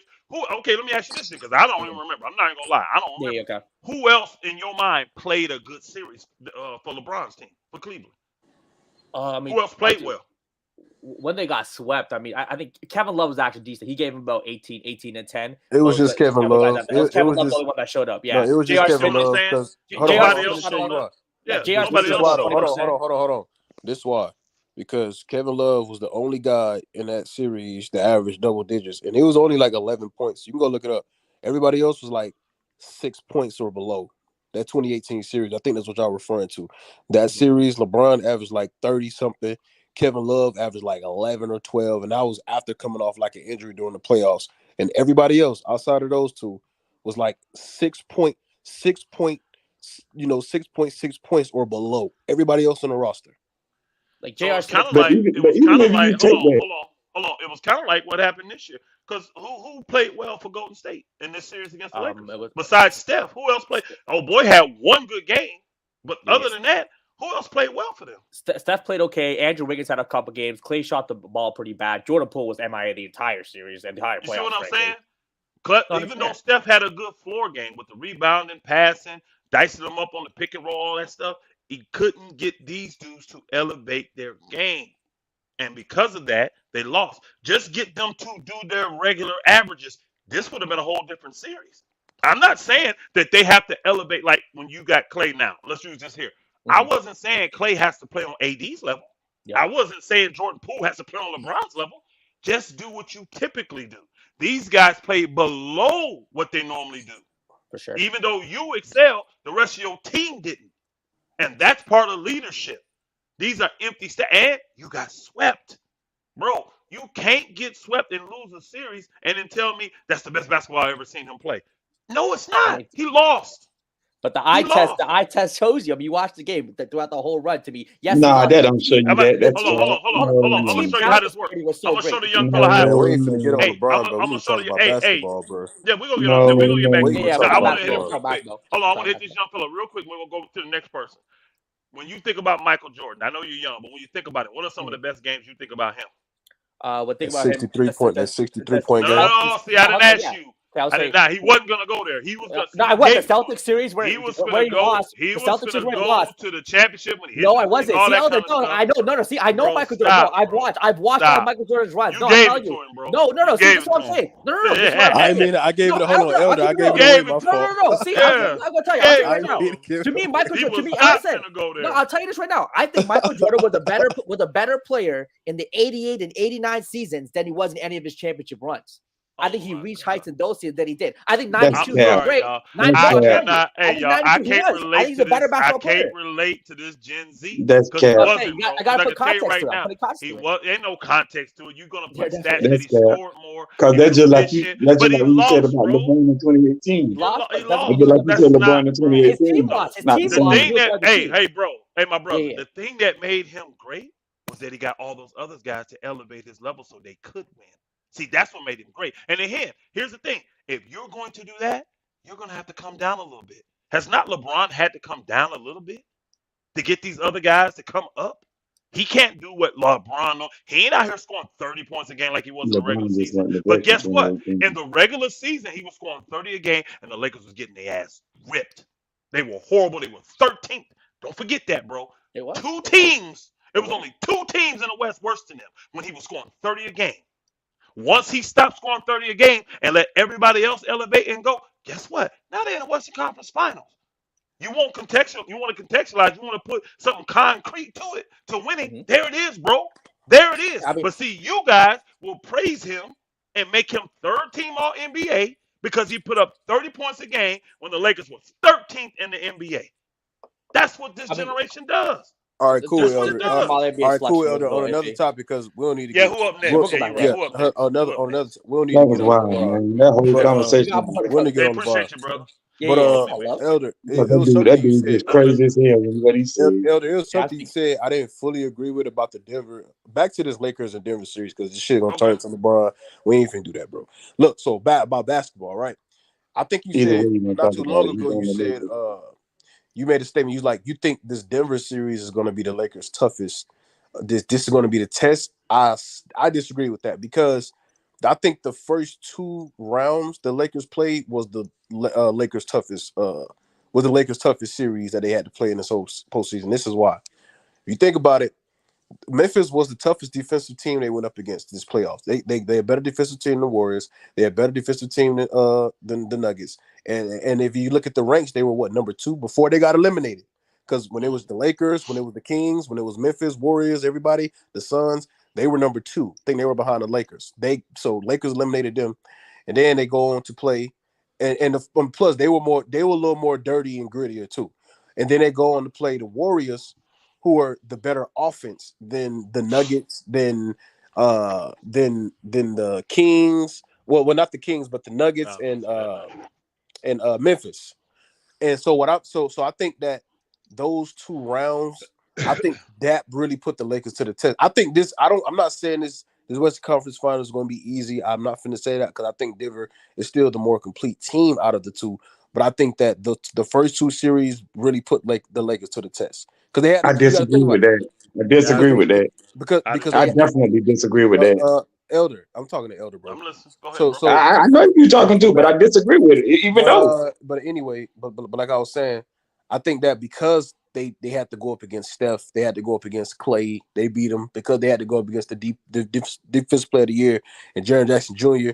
I think that this series, I'm not saying it's going to be easy, but it's going to be a little more more of a breeze, in my opinion.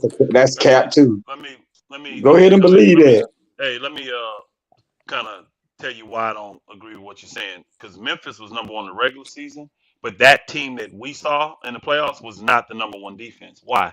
First off, Memphis's I didn't say number weakness. 1, Hold Elder. on, I said let me number finish. 2 in the No playoffs. I Steven didn't say Adams. number No 1. problem, bro. No, they were number 1 going into the playoffs, if I'm not mistaken, or number 2. Either way, they were high defensive rank, Right. but that was not the same team that gained that ranking because for one, Memphis's weakness defensively is on more of the perimeter.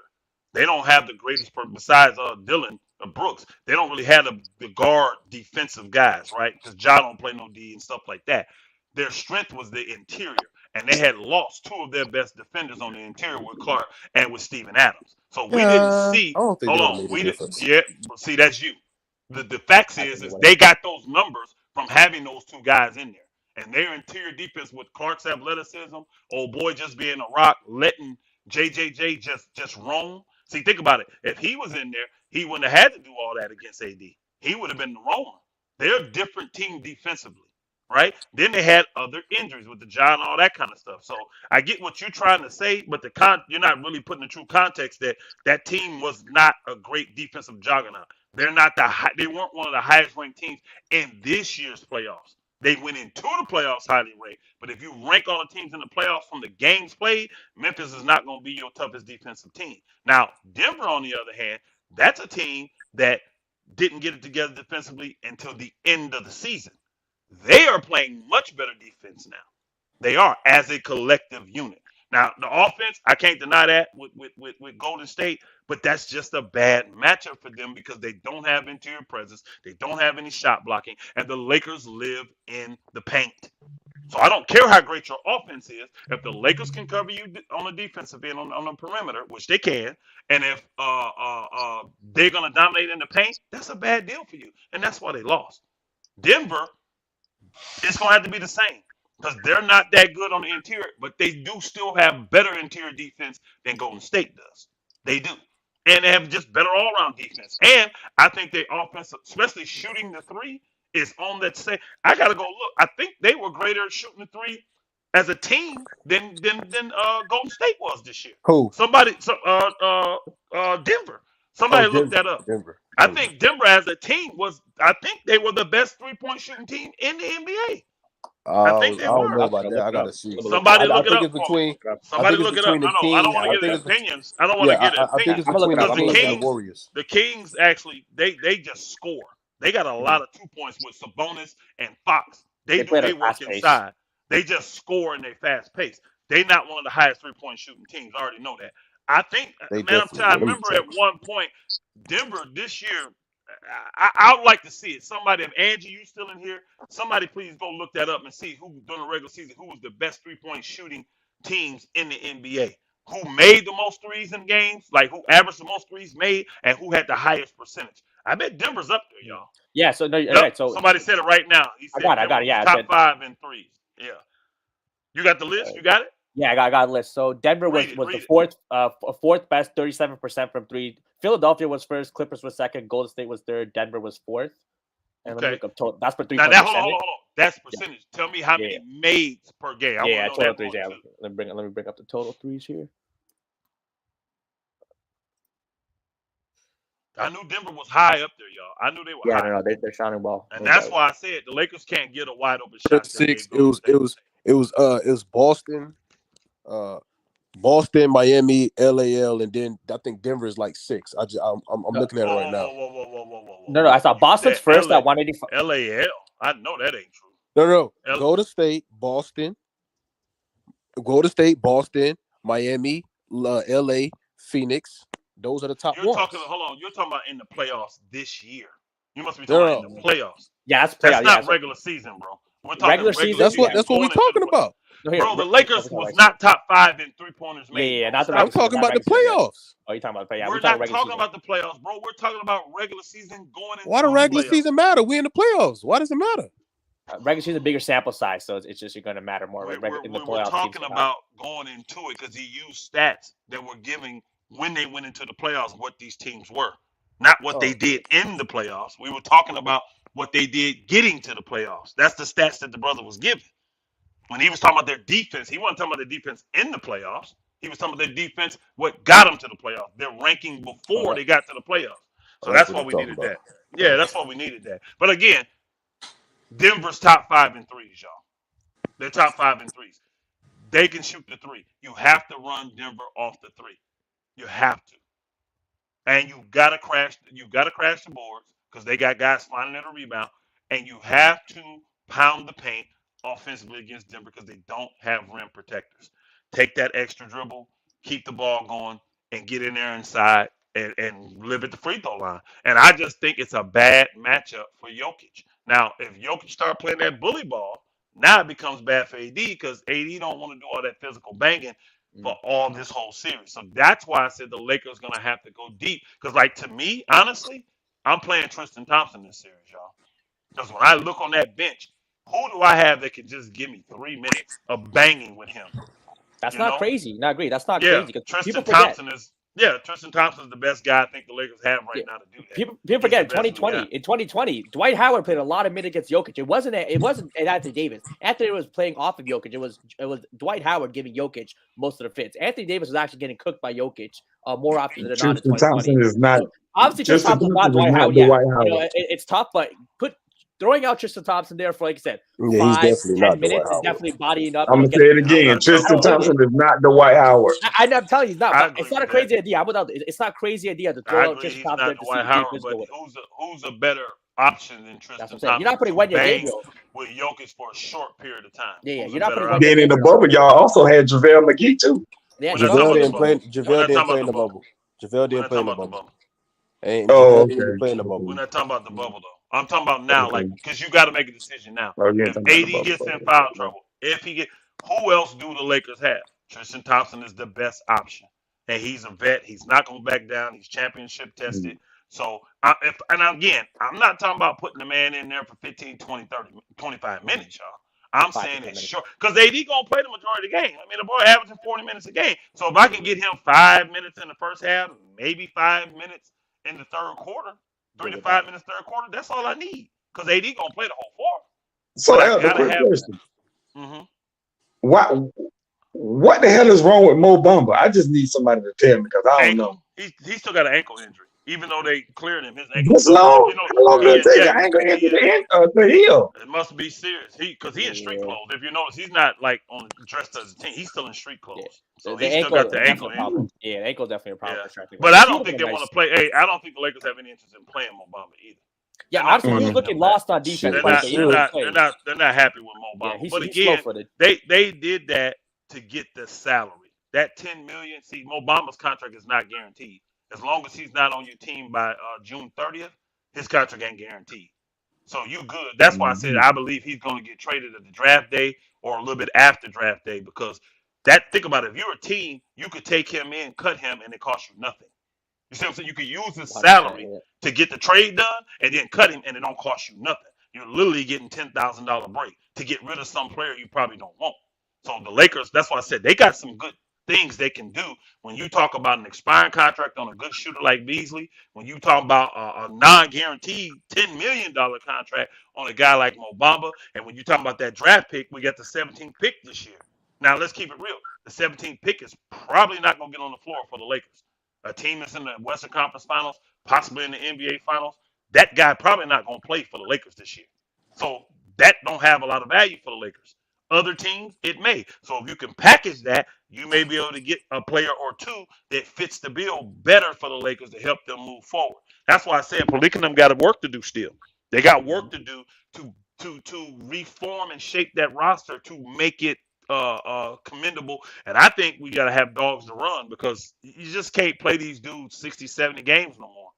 They won't be nothing in the playoffs. So I Well, expect Anthony Davis to play 50, 60 games and LeBron to play 45 to 55 games. That's what I expect next year.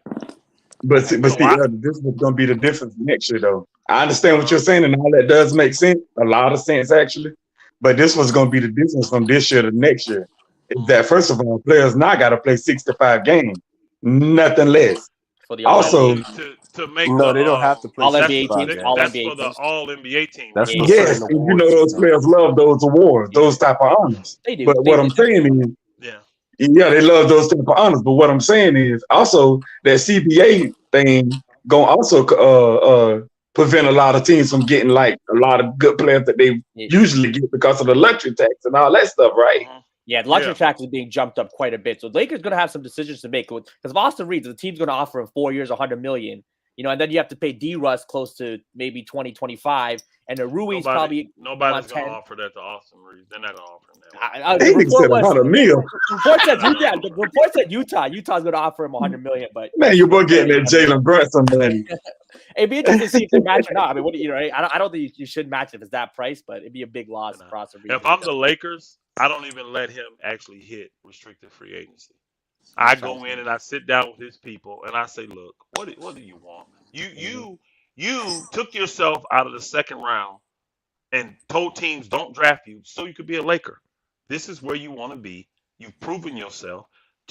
We're gonna be fair. You're a Laker, bro. Who said You 100 gon- million? Who said 100 million for Austin Reeves? That's the stuff It's a report. that's stuff. Yeah, people throwing crazy stuff out there, and a Yeah. lot of that is posturing to get teams to For come. sure. But again, this is what people don't understand.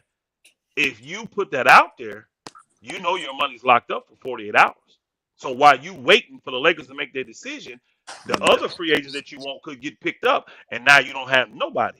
You see what I'm saying? Teams are very reluctant to throw out an offer at a restricted free agent unless they really believe they can get it. Think about it last year. The only one that had that was Ayton. And remember, Indiana came in at the last minute, like the last day they could do it, and put that offer on the table. And you see what Phoenix did. Teams aren't tripping on it. I'm telling you, this restricted free agency, teams hate it because they know this team is committed to it. So only way a team would be doing that is if they trying to run up the price for the Lakers and make them pay more for Austin Reeves. You see what I'm saying? 100%. But to me, think about it. Let's just say that did happen, and you pay Austin Reeves $25 million. He's going to have 1 year where you kind of feel like, well, is he worth 25? Look at Austin's numbers and look at other guys that's making 25. He's probably worth it. He's right there. That's what I'm saying. Hey, then that's when the new money kick in from the new what's the name? What is the contract called, y'all? The money when it comes in, the advertising people. That when that comes in, remember that comes in after the end of next year. Up. Yeah, and the cap gonna go up. So that 25 million is literally gonna be like a $15 million contract. So the Lakers ain't gonna trip. If someone does do that, they'll give Austin Reeves that. But if they're smart, they go to Austin and his people and say, look, we ain't gonna play these games with you. You've earned it, bro. You got us to the West Conference Finals. You got us to the NBA Finals. You helped us win a chip. Whatever it is they say to him, they need to say that and then say, what's it gonna take? You tell us what you want. And if that's reasonable, like if he come in and say, I want a max deal, okay, Austin, you gotta hit now you gotta hit the market. He ain't gonna say that though. If he says, look, the market says that I'm worth $20 million. I mean, I want a 4-year, $80 million deal. Guess what, Lakers? Give him 4 years, $80 million. Hey, you gotta do it. Give him 4 years, $80 million. With it. The real interesting thing is if Kyrie wants to come to the Lakers, but the Lakers end up winning with D'Lo, what do the Lakers do there? Do you let Kyrie's D'Lo not coming to the Lakers, bro. Kyrie's not coming to the Lakers. I mean, that's fair. Hey, if re-signing D'Lo, I'm fine with that. But I just think it'd be interesting. Kyrie's not coming to the Lakers. We need to get off. We need to get off that train, y'all. So we don't have to listen to none of the rhetoric, the BS. There's no financial way Kyrie comes to the Lakers. I mean, a max contract would be. There's no financial way that he comes there. Doesn't matter what he signs. Whatever Kyrie does, it don't matter if Kyrie takes a 2-year, $2 million deal. He would be a sign and trade. And if you sign and trade a player and you're receiving the player that was signed and traded, that puts you in a hard cap. Lakers ain't going in no hard cap. So that's why Kyrie's not coming, y'all. Same reason why DeRozan wasn't coming. I told all y'all that back then. DeRozan ain't coming. The reports say DeRozan, I saw him on TV. I said, I don't care what they told his agent. DeRozan ain't coming. I saw the same interview. I told you he wasn't coming, and he didn't come. Only way DeRozan was going to come to the Lakers if he'd have took that slot that Lonnie Walker took. And he wasn't finna give up, what, 90 million, almost $85 million that the Bulls offered him. He wasn't gonna take that big of a He wasn't finna discount. get it up for six. No, he didn't want to play for Lakers that bad. Now, if the Lakers are smart, I try to get DeRozan this year. I try to get DeRozan now. You can, and we were talking about this on Kareem channel the other day. The Bulls should be looking to blow that thing up. Get off some of that salary. Start building around old boy. You done gave him the money now, Levine. So you're going to have to start building around Levine. You don't have Lonzo this year. So you need guard play. You're going to have to re-sign Kobe White, right? The Lakers got a package to help you get off some of that money. We could take the first round pick from this year, because remember, the Bulls lost their pick to Orlando, y'all. They don't have a first round pick. So we can give the Bulls the 17th pick this year, right? Mhm. Draft whoever they want us to draft. Put that pick and take the player they want. Give them Mo Bamba, that pick, and give them Beasley. Beasley's expiring $16 million. Mo Bamba's a $10 million. You can just drop and save 10 right there. Then you get a young player, whoever you want to come in there, and give us DeRozan. Like I mean, But wait a DeRozan, minute, I wonder if that'll be why enough would for they DeRozan. want Mo Bamba when they got Vucevic? no, He's you're not backup. He's listening. backup. He's a Mo backup. Bamba. First off, they don't have Vucevic because he's a free agent. He's going into free agency, so they don't have Vucevic. They would have They're to gonna sign. I him. think they're gonna sign him, at least try. But you don't even. Here's the thing: they may. You don't take Mo Bamba because you want him to play. Remember, say you do that draft day trade, and the Lakers pick the guy that the Bulls want. He's instantly going to the Bulls. Mo Bamba's going, and what's the name? As long as you cut Mo Bamba by the June 30th, because the draft's on the 24th, you got a week. Cut Mo Bamba by the 30th, you owe him nothing. His contract ain't guaranteed. So you just use his contract to get the deal done, then you cut him. Then you just cut him. And you good. That's $10 million just fell off your books instantly. Then you got a young player who you wanted the 17th pick. That's your enticement to get rid of. Think about it. They don't want DeRozan. He ain't part of their future. They just want to get his contract off the books. Then all you stuck with is a guy like Beasley on $16 million, where someone will say, well, he's a shooter, but I don't know if he worked that well. It's expiring. What difference do it make? His contract's expiring, and you need guards because you're not going to have Lonzo. You're going to lose DeRozan. You need a guard. So Beasley fits them perfectly, and now their books is getting cleaned up. You get rid of DeRozan's contract, and you send him somewhere he wants to go. You see what I'm saying? That's the good PR for you. You taking care of him. He came in, he played well, he was an MVP candidate, all this stuff. But now it's time to go. We blowing this up. Let's send him where he wants to go. That will have players saying, you know what? See, I get a Bulls a chance now. They ain't gonna play me when it comes down to it. They're gonna be respectful and pay me, and they're gonna let me go when it's time for me to go. That's the stuff you got to do. So if they move him, they need to move him where he wants to go. Now, do the Lakers want to do that deal? I don't know. That's what I'm saying. I wonder what I the don't know. Lakers would do. If they do though, I'm putting it out there because I already know they call this the slums, y'all. They keep people in the slums. They do. I'm putting it out there because it's a good deal for both. Boy, could you imagine that lineup with D'Lo? Oh boy, see, we can go 3-guard offense then because old boy can play the 3. You got D'Lo, you got Reeves, and you got DeRozan. And LeBron and AD. I don't think the Bulls gonna give up DeRozan like that. I wonder. I think DeRozan's worth more. Yeah, I think they might want a little more. Here's my thing. What are you? And if they do, they're gonna want to haul more than Mo Bamba. Well, first off, hold on. Mingo Juster. Why would they want to haul for a guy that's older like that? And he ain't. What's he done to deserve? Because it helps their team. He has 1 year left on his contract. What has he done to deserve a haul? Is what I'm saying. But it ain't gonna matter what he's done. It's gonna matter what the Bulls want.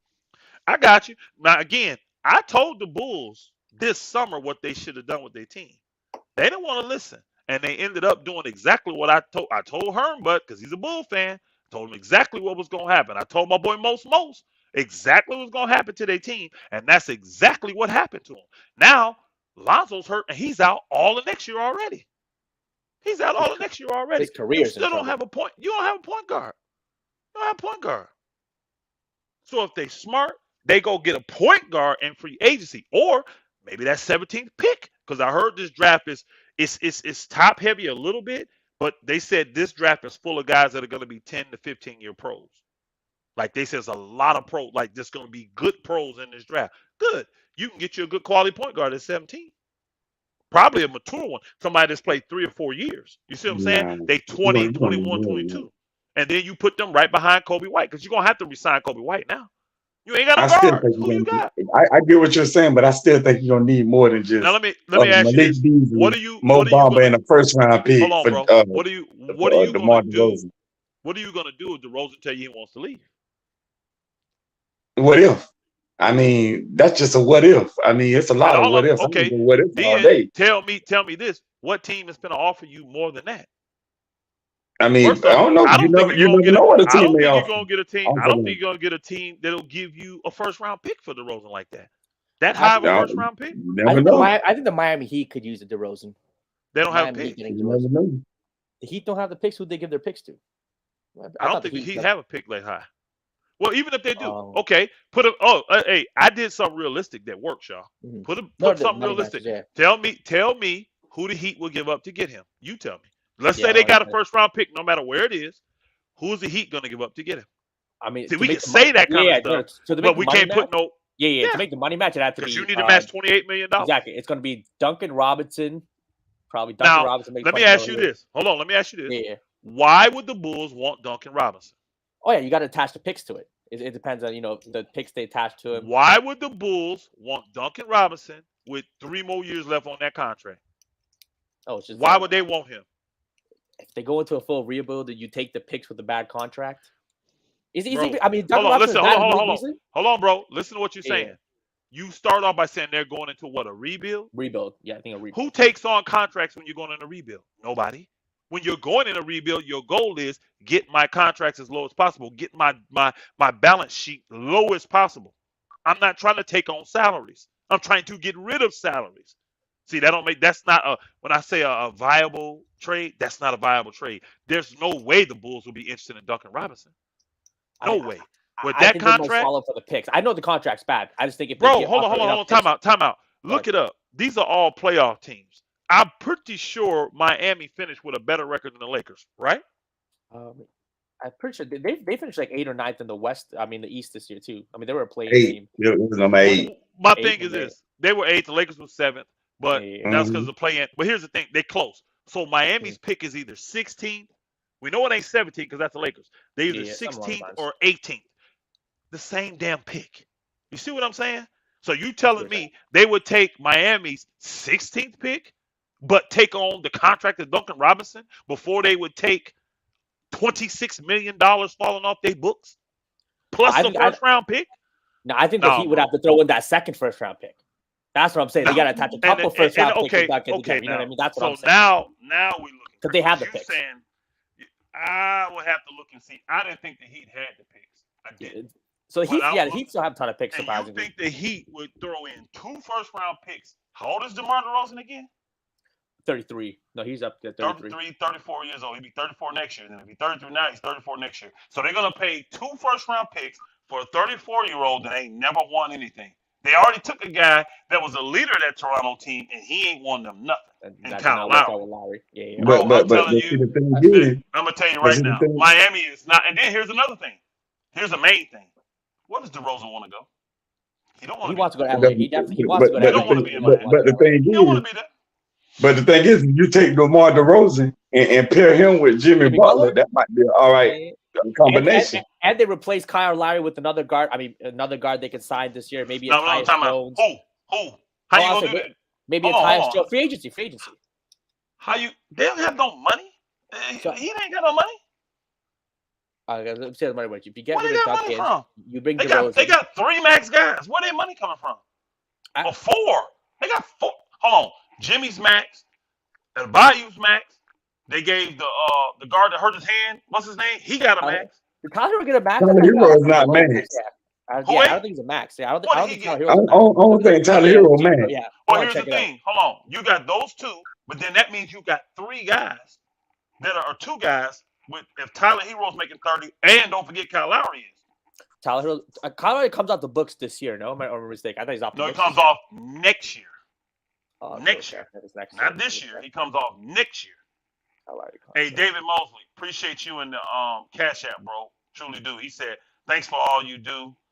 Thanks, Op, to Op. Man, I appreciate you, bro. Shalom, my brother. Shalom, shalom. Bless you. You know what? Appreciate you. You write out. The Kyle Lowry comes off next year, so they're in a cap. Yeah, it comes off next year. That's 30 They, mil. That's they, 30 they mil. don't. Yeah. So you're not. See that I want to put things realistically. You're not getting nobody for Kyle Lowry unless you trade him. Who's taking his contract? Nobody. You got that contract. Nobody. You got to again, and you got to look at the thing. Got to work for everybody. DeRozan doesn't want to play in Miami. DeRozan wants to be in LA. He wants to be there. The Bulls shouldn't give a flip because it's in the Western Conference. And if they got to rebuild and have money to build around Levine, they got to get rid of some contracts. What good does it do to keep DeRozan when you know, okay, I'm going to ask y'all this. If they keep DeRozan and don't make moves, what's their ceiling? What's the Bulls ceiling next year? Yeah, Bulls ceiling is maybe a second round. They might make the second round tops. Bro, hold on, bro. Probably not. Hold on. Think about this. That team's a year older, and they didn't make the playoffs this year. They didn't make the playoffs this year. And you said next year? No, I said maybe. Yeah, no. Did they make the playoffs? Did the Bulls make the playoffs? They can miss the playoffs for sure. You know, obviously, so the ceiling is probably just making the playoffs with that team. Yeah. But see, my only thing you is, keep hold on. You keeping all that salary. You re-signing Vucevic. You got DeRozan close to a max deal. You got old boy on a super max deal. Shoot, Levine, he making almost 50. You got Lonzo $20 million. He ain't even on the court. You got to re-sign Kobe White. See, I'm trying to show you how this don't make no sense. I hear you. The Bulls. Well, my thing is, I wouldn't. My thing is though, I don't care what Jester, you gonna look at it. No, see what I'm saying is, my thing is, I don't care where DeRozan want to go. See, that's why you ain't in the NBA like that, because you got a franchise to run, you got a corporation to run, and guess what? You need talent to do it. You need talent to do it. So when you sit here and say I don't care where DeRozan wants to go, that's why the Bulls ain't done nothing since Jordan left. Because you should care. Yeah. See, that's my thing. I don't care where DeRozan want to go. I'm trying to get what's best for my team. I'm trying to get what's best for my team. Whoever gonna offer me the best, that's what I'm going with. What's best for your team is to make sure you take care of superstars. So what's best for my team is to get assets back for you. I try to that's the best for my team. I'm gonna send him somewhere he wants to go because I want other superstars I'm not doing to that. look and say they want to come in. Okay, and I'm gonna tell you right now. If the Lakers not giving me the best offer, I'm not sending them to their Lakers. I don't care about what he wants. Hey, bro. Again, I'm saying if you get a better offer, that's great. But again, what do you think? Let's just say, let's use a random team. I'm trying to think of something realistic. A team that will want DeRozan, because it's going to be a championship level team that will want DeRozan. So let's just say Phoenix wants DeRozan, right? Okay. But DeRozan tells you, I don't want to go to Phoenix. And then when Phoenix people talk to his people, they say, nah, he ain't interested in coming. You think Phoenix is going to give up assets for a guy that don't want to come there? For 1 year rental? Yeah, for 1 year rental. He's a 1 year rental. I'm going to give up assets, picks for a guy that don't even want to be here. You can end up like Kawhi. You can end up like Kawhi in 2019. I'm glad you brought that up. Hold on. No. I'm glad you brought that up. Because this ain't a Kawhi type of situation, though. Why do you think the Kawhi situation went down? You had to have two franchises that needed each other. What's the name of them was being petty. And they didn't want to send Kawhi to the Lakers where he wanted to go. Right? Because Pop hated the Lakers. So he sent him, I don't care about you. I'm going to send you to another country. What has the Spurs done since they did that? See, karma, I'm going to say karma for y'all. Because I don't believe in karma, but I know what it is. It's reaping what you're sowing. But what has happened with the Spurs since they did that deal?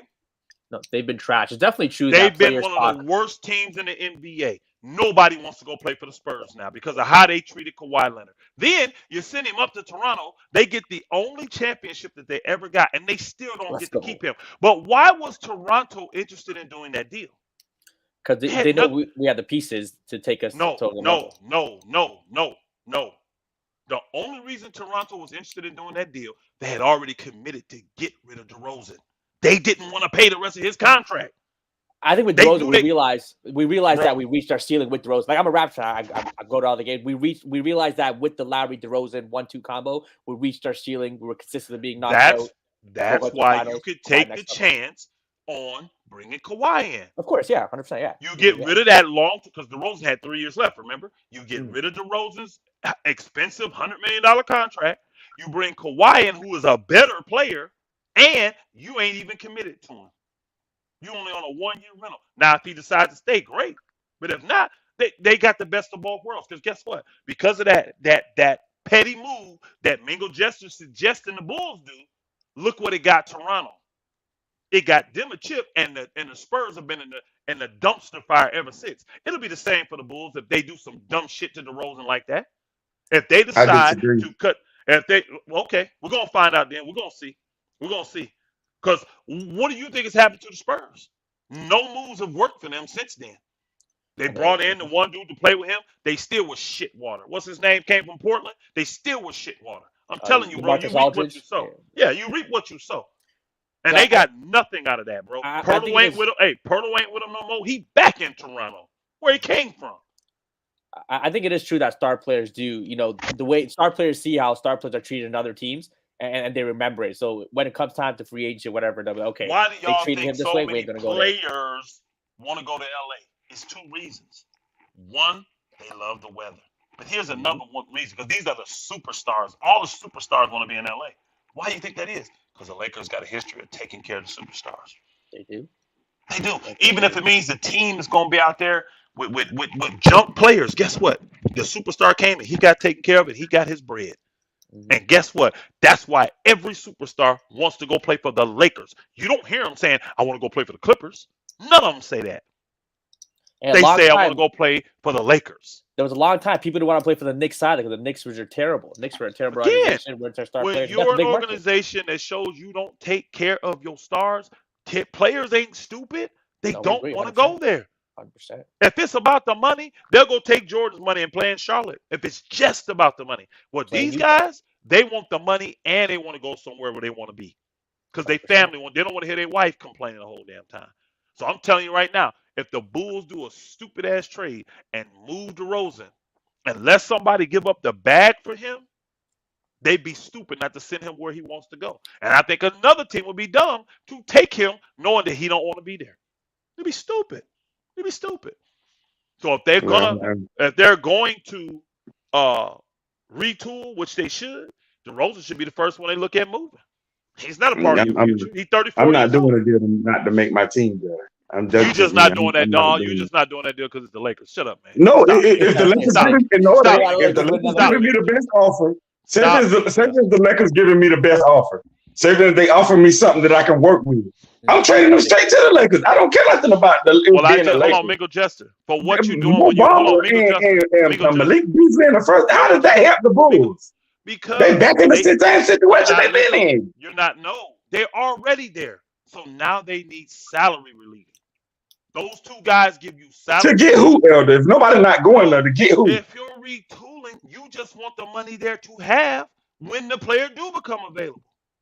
Okay. And what's the guarantee of them going to the Bulls? Just because they're available. Would you rather have the money there available to spend, or would you rather have it tied up in an old player that nobody wants?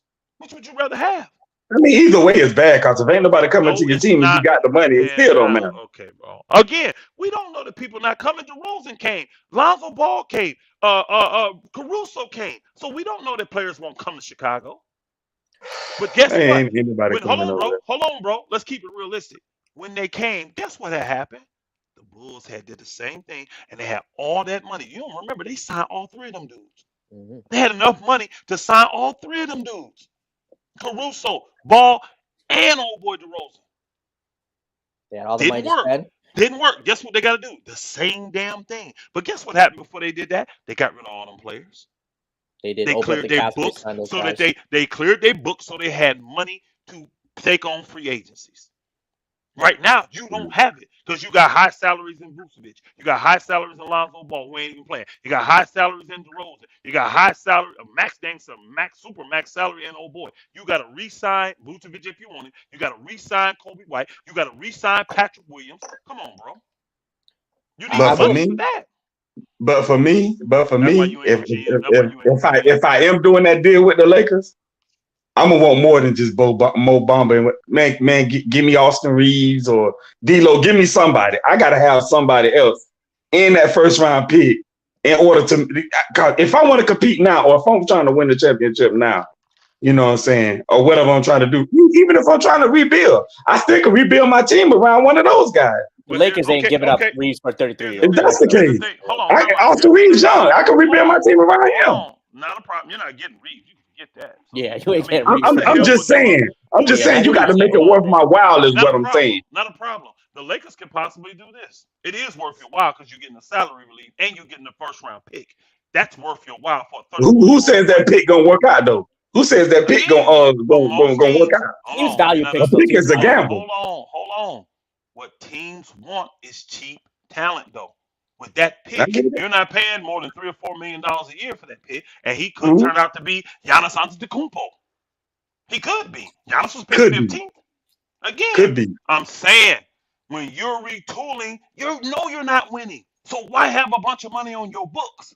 You're not winning this year anyways. So get your books clear, and that's what you're not understanding. But you know what? See, to me, the Bulls. You say give me something worth it. What if they offer D'Lo? See, to me, that's stupid of the Bulls. They're not doing that. Because now you finna commit to a guy another 4 years. Why you want to do that when you're not finna win right now? You notice I mainly went towards Austin Reeves because he's younger. Bro, you're not. Bro, here's the thing though. You're not getting Austin Reeves. Nobody in the NBA is getting Austin Reeves. I don't give a shit. If Giannis come on the table, they ain't giving up Austin Reeves, bro. Man, you crazy as hell. Man, stop. I guarantee it. Man, stop it. If Giannis come on the market, that nigga be on the first thing smoking. Giannis is aggressive, I'm gonna tell you. Hey, stop it, Elder. I understand how Austin Reeves is. I'm going to tell y'all right now. If Giannis Antetokounmpo, let me say it this way. Let me give you the full context of it. If the Lakers go and win the championship this year, right? We already know that'll be because of AD and LeBron's leadership, but AD will be the catalyst defensively and all that. We'll go as far as he go. Say they win the championship this year, I guarantee you, if Giannis was on the table and they said, give me AD and Austin Reeves, I guarantee the Lakers wouldn't do it. Oh, of course. You're giving up AD and Austin Reeves. I mean, AD and Austin. You just said Austin Reeves. Time out. Mingo Jester. You had to ask somebody. Mingo Jester, you have to match the salaries. Giannis is a full max, he's a super max player. You got to match the salaries. And if the Lakers are trading, hold on. You think freaking hold on. You think Milwaukee wants Austin Reeves for Giannis? No. They're gonna want AD. They don't want nobody on our team but AD. If they even interested in trading, which they wouldn't be. But if they were, they would want AD, and it would have to be AD and Austin Reeves. You think that's gonna go down? Hell to the no. It could. It could. Nah, they're not trying to. Nah, that's not crazy. Nah, the Lakers would say hell no. The Lakers would say hell no and hang the phone up. I'm telling you, they would.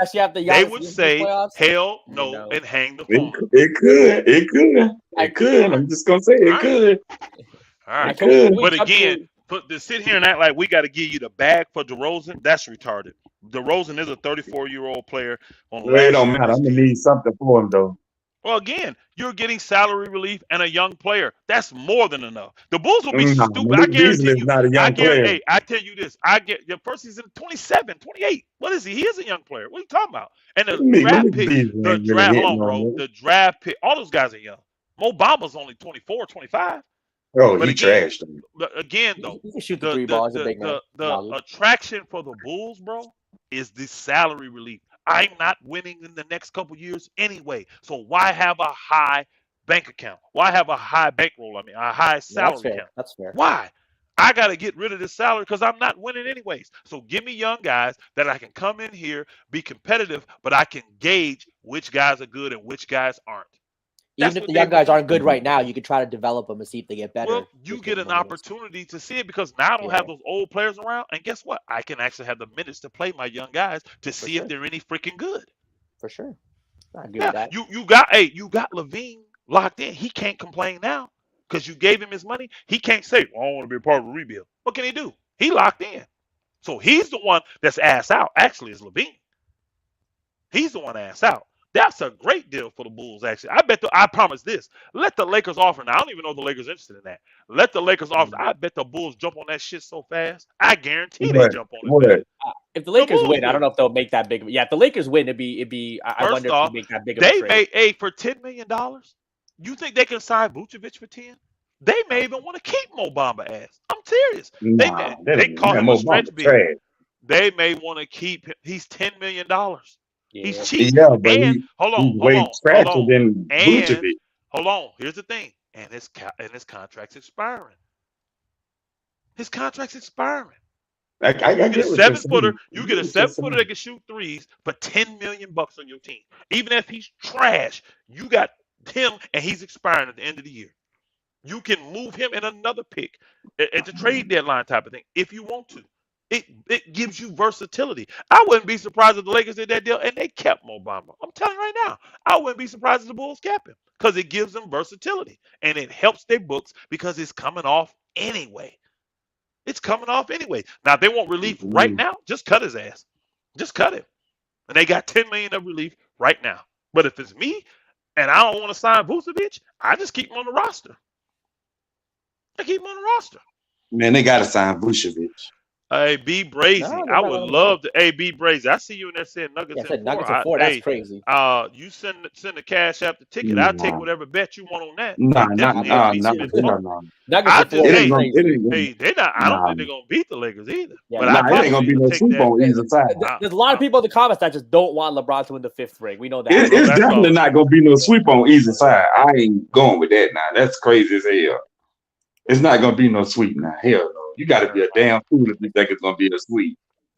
Man, Obama is lazy, bro. I'm telling the dude in the chat room now. He was talking about Obama. He's lazy, bro. Obama is very, very lazy, and he's injury prone. He's been injured his whole freaking career. Think about it. A team like what's the name? He was the third center, dog. He Orlando, couldn't get no Orlando. minutes Yeah. Orlando. on Orlando. You talking about a non-playoff team full of young guys? Yeah. He couldn't get on the court. So he needs a change of scenery. But I'm gonna be honest with you. This is a type of year where you should get some out of him. Do you know why? Because his money's on the line now. Now he's gonna have to play to get paid. He's going to have a big year, So surprisingly. that's if you're gonna ever get anything out of him, this would be the year you get it out of him because his money's on the line and he's gonna need another contract. Now he may just be one of them cats that's content. He like, man, I done made $60 million or whatever. I done made 70 million. I'm good. And no Don't matter how believe the bad he hype, looks, y'all. Everybody don't spend through all their money. All NBA yeah. players, NFL, they don't get broke. I promise you that, y'all. All of them don't go broke. It's some that do. It's a lot to do, but all of them don't go broke. And no matter how All of bad them. Mo Bamba looks, a 7-footer who can shoot the 3 will Uh, always be Of course. considered valuable in James today's league. Perez, I do. I have the Lakers in 6, my brother. Yes. Oh, of course, everybody don't go broke, especially if you guys like if you doing it like LeBron and Steph and guys like that. Instead of getting supermax contract and Giannis and all these guys, of course you ain't gonna go broke. Now, brother, you said Mo Bamba, the one dude in JMT, you said he can't block shots. That's not true. He can block shots. He's not the greatest rebounder, but he can rebound a little bit. He on the same level rebounding of the guy in Indiana. What's his name? Miles Turner. They about the same type of rebound. Good comp. You're gonna get 7 or 8 rebounds a game if they playing starter minutes. You see what I'm saying? But Mo Bamba can block shots, bro. Now I'm not Well, gonna let me I mean, ask you about he's a this. trash player, but he's a very good shot blocker. So I can't both say he stretch Yeah, can't Elder, block let me shots. ask you about this. Mhm. Do you think that the Suns should have just went ahead and just let that trade just be whatever it is instead of matching the offer sheet for DeAndre Ayton and just let him go ahead and go to the Oh, you mean Pacers? no? Because here it is. You got a #1 pick, and you just let him walk away. Exactly. You can't let a #1 pick You walk away for can't, bro. nothing. It's a bad All look that you for got the invested, you franchise. can't do. This is what I said earlier. They screwed up by not locking him into a contract early. You get when when it was eligible to extend him, you go ahead and extend him then, even the max deal. Because guess what? Teams would have took that contract on just because he was young. And people forget. People think about this, y'all. Think about this. Now I'm not an Aiton fan, and I see some of the things why they don't like him. But here is the facts. It's not Aiton the 4th option on that team. You got Yeah. Devin Booker, you got Kevin Durant, you Uh-huh. had Miles Bridges there before that, and you got Chris Chris Paul. Paul. He is the Mikal. 4th option. He is Mikal Bridges, yeah. He is the 4th option, and the man still put up 18 and 10, y'all. He averaged 18 Mhm. points, 10 rebounds.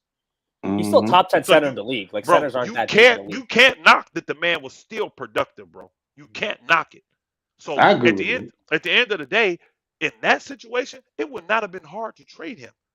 Just trade him. This situation when you let him go into restricted free agency, that was the problem. He should have, as a number one player, he should have, in that kind of production, he should have never got to restricted free agency. You should have extended him, and then before that contract was paid out, move him. See, if they would have extended him 2 years ago when they could have, coming into this year, they would have had him on, and he'd have got traded probably in the summer, or he would have got traded by the trade deadline. It'd have And been now, easier to trade him. Yeah, it'd have been because you didn't get yeah. Gobert. So all those teams that didn't get Gobert, like Atlanta, Indiana, all the teams, Detroit at the time, remember? They wanted it because they ended up drafting a dude. All them teams would have wanted him. And they'd have been fine with his contract, saying he's on a low-level max deal, low 30s, and he's young. He's 23 years old. We'll take Now, it. Yeah. now his value on the trade market is so much lower than it would have been last year too. So it's going to be. But guess harder what? to Watch this, y'all. Watch how quick Aiden gets snatched up. Because you No. know they're gonna put him in the market. They already said they're gonna Oh, do of it. course, yeah. Watch how quick teams try to work a trade out for Aiden. Because now it's not a signing trade. He's already in the contract, so they don't have to go into a hard cap. Watch teams. Think about this. Think about a team like, well, he don't fit their mold, but boy, because he's an entire tier present. People are like Aiden ain't. He's just garbage. He ain't. He's good defensively, and he runs the floor well, and he has a little jump shot. Imagine if Golden State had Aiden. Imagine if a team like that had Aiden. Would be a situation. You see what I'm saying? 100%. No, that's Shoot, I, don't that's be nice. so, I don't mind the fit. I don't. don't mind that. My fit. only problem is that Aiden makes so much money. You can't like I can't see a team like the Lakers say we'll take him. That's a No, ton of money no, in your front court. You got Yeah. you got $70+ million in your front court. That's a ton. That's a ton. So I just don't see us going after him. But there are contending teams that could use a DeAndre Ayton that if you utilize him, because that's what most people are saying, he ain't utilized properly there. He shouldn't be a fourth option. He should be a second option. 100%. So find a team that if he gets on that team and he becomes their second option, they might put them over the top. He may play like a happy player because right now he don't give a flip. He could have played that last game. He didn't care because he knew that was his last game in Phoenix. I think a guy like Tyrese Halliburton getting in the ball, facilitating the offense for him, and him being a number 2 in Indiana would be a good fit for Aiden. I'm gonna tell you right now, 2 teams that I believe is gonna go hard after him, and I know the one team y'all gonna tell me I'm crazy, but I don't think I am. I believe Indiana. I believe they wanted him. I believe they're still gonna go after him. I do. And then Turner, I don't think they believe in Turner. I think they paid him for being professional, is what I believe. And I think they want to ship him with that good contract on to Phoenix. I think turning off Phoenix is a great pickup for Phoenix too. Like I think as interior presence, that's what they need defensively in the paint. Yeah. I like the move for both teams. So Yeah, Indiana I gonna like go, that. and I think even though I know y'all gonna say I'm crazy, but I would not be surprised to see the Pistons go after him, y'all. I'm serious. Pistons. I The know Pistons they have got Jalen all those. Durant. Yeah, Isaiah I Stewart, know they Jalen got all, Durant, but imagine James Wiseman being shipped to Phoenix. There's a lot of shipping going on here. A lot of why is Hey, it big trade? well, Okay? I'm gonna tell you this. Hold on. Here's a deal that I know Detroit can do to get That's a him. lot of shipping Just going on. imagine doing this is how you don't have to give up the picks though. Mhm. You send Wiseman and you send Bogdanovic. Now your contracts match. Yep. Now your contracts match, and you ain't got to worry about picks. And they get Bogdanovic is eight, still a good player. and you get a mobile, skilled big man in Phoenix plus a not dead shooter. If I'm Phoenix, I want that Detroit deal because I want Bogdanovic over there to help out. I want him, and I'll take Wiseman. I like Bojan there. I just don't think Wiseman's good. I don't know if Wiseman's Bro, an I'm NBA gonna tell you right player. now. I'm seeing the things I've seen from him. He's bro, lost. bro, He's looking hold on, lost bro. to me. Yeah, Again, though, bro, he's looking lost in one of the most complicated offenses in the NBA. that's fair in Golden State. That's fair. Golden State has a very complicated offense. So if you're not skilled at passing, cutting, all that, bro, it'll make a lot of guys look bad. I promise you. Wiseman is definitely an NBA player. You don't get drafted number 2 and don't have NBA skills, bro. He's got them. He just needs to be in a better situation. Look how Phoenix plays. Look how they play. Oh, boy. Hey, La Paris, crazy. That's another good place for him. Imagine Dallas. Ayton going to Dallas. Imagine Ayton going to Dallas, y'all. But Dallas problem is focused on Brook Lopez. They should because they can get him cheaper. And the Defense, problem is yeah. you'd have to give up Kyrie to get him because what else could you trade to get Ayton? Yeah, that's the thing. Yeah, I think the Brook Lopez signing is free agent. Sure up that because offensively, again, when you have Luka, Kyrie, give him a spot up shooter. If Brook Lopez can hold on the paint, I think Dallas suddenly looks a lot more dangerous. But So do y'all really think that? But do y'all really think that Ayton will be the second option on that Indiana Pacers team if he was to go there? Because you got Benedict Mathurin, remember?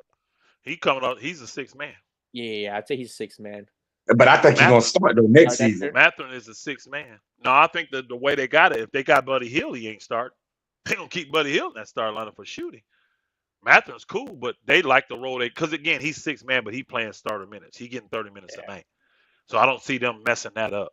You know, I think remember Ayton will they got definitely not. Mingo. They got Carlisle there. You know how old school coaches do. They gonna keep Yeah. that veteran in the starting lineup, but he ain't playing the majority of the minutes. When you bring the young dude in, he gonna be closing the games, and he gonna end up getting 32 minutes a game, while the starter gonna get 20 minutes a game. I got That's you. how they'll do it there with Carlisle. He old school. I got So you. no, I think Matthew will stay where he's at, especially if they get Ayton, and he would be the number 2 option then. He would be. He could put it this way: he could be featured. He'll 100%. No, I don't think the Knicks is gonna get Ayton, man, because for one, they don't want to have that kind of salary. They got enough money wrapped up in their centers now. I think the Knicks centers are fine. I like the Knicks centers. I like those 2 big dudes. I do. Mitchell I'm Robinson, Yeah. Harden. Yeah, I'm keeping them dudes. I like what the Knicks got there. The Knicks problem is not there, man. They just don't have quality wings, bro. Who's the quality 3 man? You got Barrett. I don't That's your trust problem. Barrett. Yeah, the Barrett's very Yeah, up Man, and down. Barrett Barrett. trash. You need to move Barrett Barrett trash. and get Caleb a Brunson is clearly a superstar. You and want to get a build around Caleb true. Brunson for sure. They need a true wing. They do. They need a true They do. wing. And if I'm them, just because of the PR portion of this, I'm looking for ways to get rid of Randall. Like I put that trade out there, and I know Kareem, we talked about it, but I'm telling you, this is a good trade in my opinion for all these teams. You do a 3-team trade, and again, you got to be a franchise when you small. You got to be viewed as taking care of the clients. If you get hardball with these clients, none of these players are going to want to come to your city, bro. And this is very, very serious stuff. And this is what you're seeing out a lot of these places with these nutcases. So if I'm New Orleans, guess what? I am sending Zion to the Knicks. Why? That's where he want to go. He wants a big market. Zion wants a big market. You can tell he wants a big market. And I'm gonna tell you this: what I would do is send Zion there, become my new power forward. I would move, and I'm naming the main pieces. You can put the stuff together, the picks, and all that later. Zion's going to New York. I'm sending Julius Randle to Minnesota, and I'm sending Cat down to New Orleans. That's what I'm doing. You know, And then I you think all work three the- teams might like that. They got That's guys that they're struggling crazy. with there. That trade is crazy as hell All three right of those now. players are I know. kind of have awkward situation with their teams right now, but clearly all talented. So you put them in new But situations. let me ask you and it this: works. if you're New Orleans, would you rather him sit on the bench and tell you I'm 99% ready, but I ain't gonna get out there until I'm thinking like Zion thinks, and he's out there doing windmills? He's trolling you during the damn games. Yeah, that's Why? crazy. Hey, man, I'm with that trade, Hey, though. think I'm with about that that time. Think about when he did that to y'all. They needed that game Playoff so time, bad yeah. to get to the thing, bro. And he did that. So he was trolling them, telling them, I don't want to be here. But again, these guys are businessmen, y'all. They're selling their brands.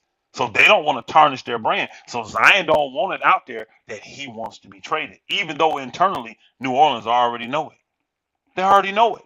I'm with So that to trade. me- though. I like that trade for Yeah, all teams. to I me, like that trade. I'm making That's a good that trade, trade because Yeah. to me, I think Julius Randle, you get to keep Gobert now, and now Julius Randle's fit that bill better with that team that wants to run. And when they go small, you put Julius at the 5. Oh, I like what they got going on over there. Then That New over Orleans in team. Minnesota, yeah, Minnesota. and That then New Orleans team too. you get a guy like Cat. Oh, a scoring big Yeah, like that. With and then he Randle, can Man, shoot threes too. opening up the floor for Bi and opening up the floor for the guy CJ that came from McCollum. Portland. CJ McCollum. Yeah. I just think it fits now. The only Yeah. problem with that deal is will Cat be willing to go to New Orleans? But if you played at freaking Yeah. Minnesota, you got to be willing to go to. I think they New might have to Orleans. move Jonas Valanciunas too. I don't know about the Cat J-Val fit. I never liked Cat at the 4 personally, but But again, hold on, bro. That's what Cat wants. That's why they brought in Gobert. I guess See, Cat wants Cat- to go to Cat's got to be. He wants to play. Remember, he played the 4. What's the name with AD? He played the 4 in college. in college. Yeah. He wants to play the 4. He thinks he's a 4. So at the end of the day, you got to believe that. And honestly, with that team, I think they can get away with it. They They can can. get away with that. You put They CJ at can. the point. You put Herb Jones at the 2. Mm, You put Yep. Bi at the 3. 3. Cat at the 4, Mhm. and Big Boy. Man, shoot. Look And, at the Murphy off the and bench. bench. Jonas Look at that Valanciunas at the bench. 5. Trey That's what Murphy I off the said. And bench. look at the bench they would have, y'all. Think Yeah, about Trey it. Murphy, New Jose Orleans. Alvarado. People forget how New Orleans was number 1 this year in the NBA, bro. Right? They were a They top were team in the number league 1, with Zion healthy. bro. I In know. fact, everyone else- yep. So imagine what that team, and then they start having injuries.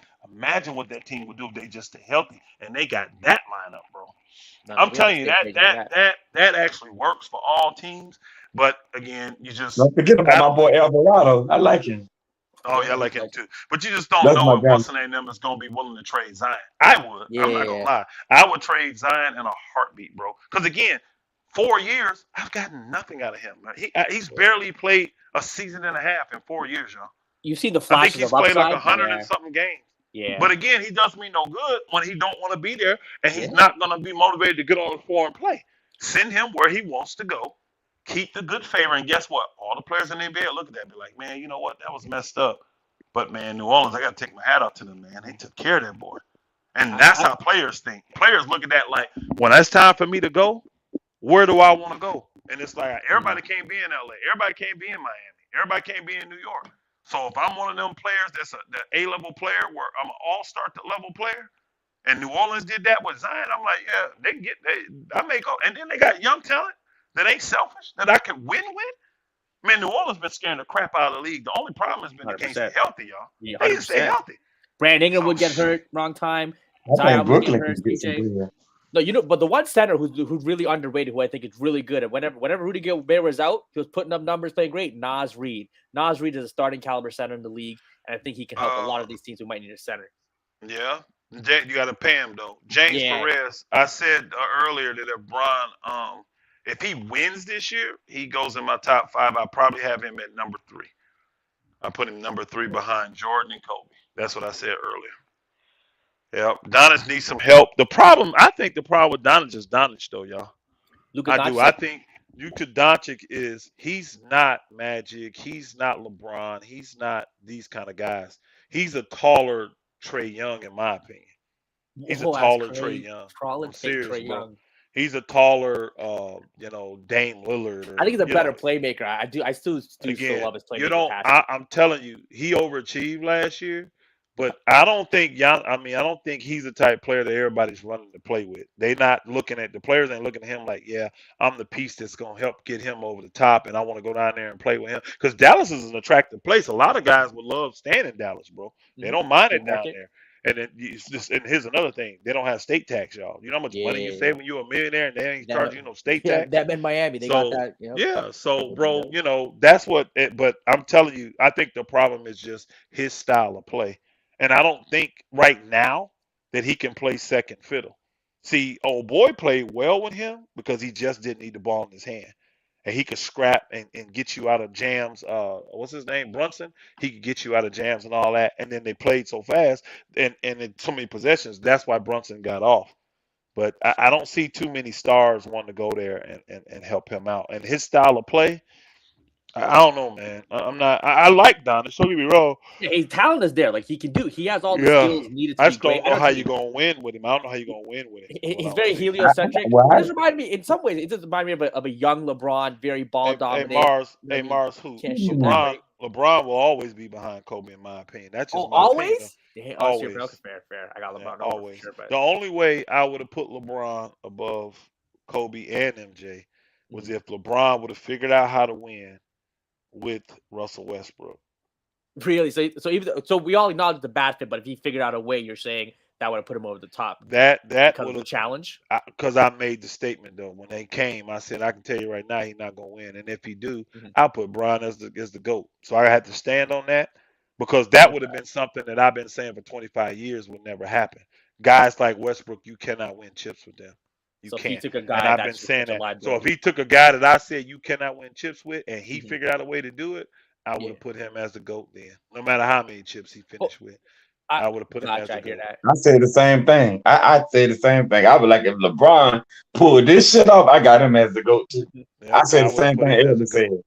Yep. I got Put him him as as the a GOAT. GOAT. I don't give a damn what happens. He the GOAT. He Yeah. better than But MJ. I got he him on didn't this get day. it. He didn't get it He done, didn't. He and didn't. I so got He him he's as a didn't. not the goat. GOAT. He's not the GOAT. He So didn't. So He didn't. I got LeBron as a goat James, but but I would say it's fine to me. Like with I guess back to Jordan. Like I understand if you have, I mean I disagree, but Jordan at 1, I get it. Like 1, 2, I get it. It's just when people have like again, if you have LeBron at when you say 9, obviously we're trolling, but some people really have him at 8, 9. I'm like, wait, hold up, that's a little hey, I confusing. got I'm a like, what is that? cash app. I got to read. My bad, Do your fellas. thing, I do got your a thing. cash app I missed. Hey, Jamal Jackson, I appreciate you, man, with the cash app, bro. He said, Philly goes for Kyrie if Harden leaves.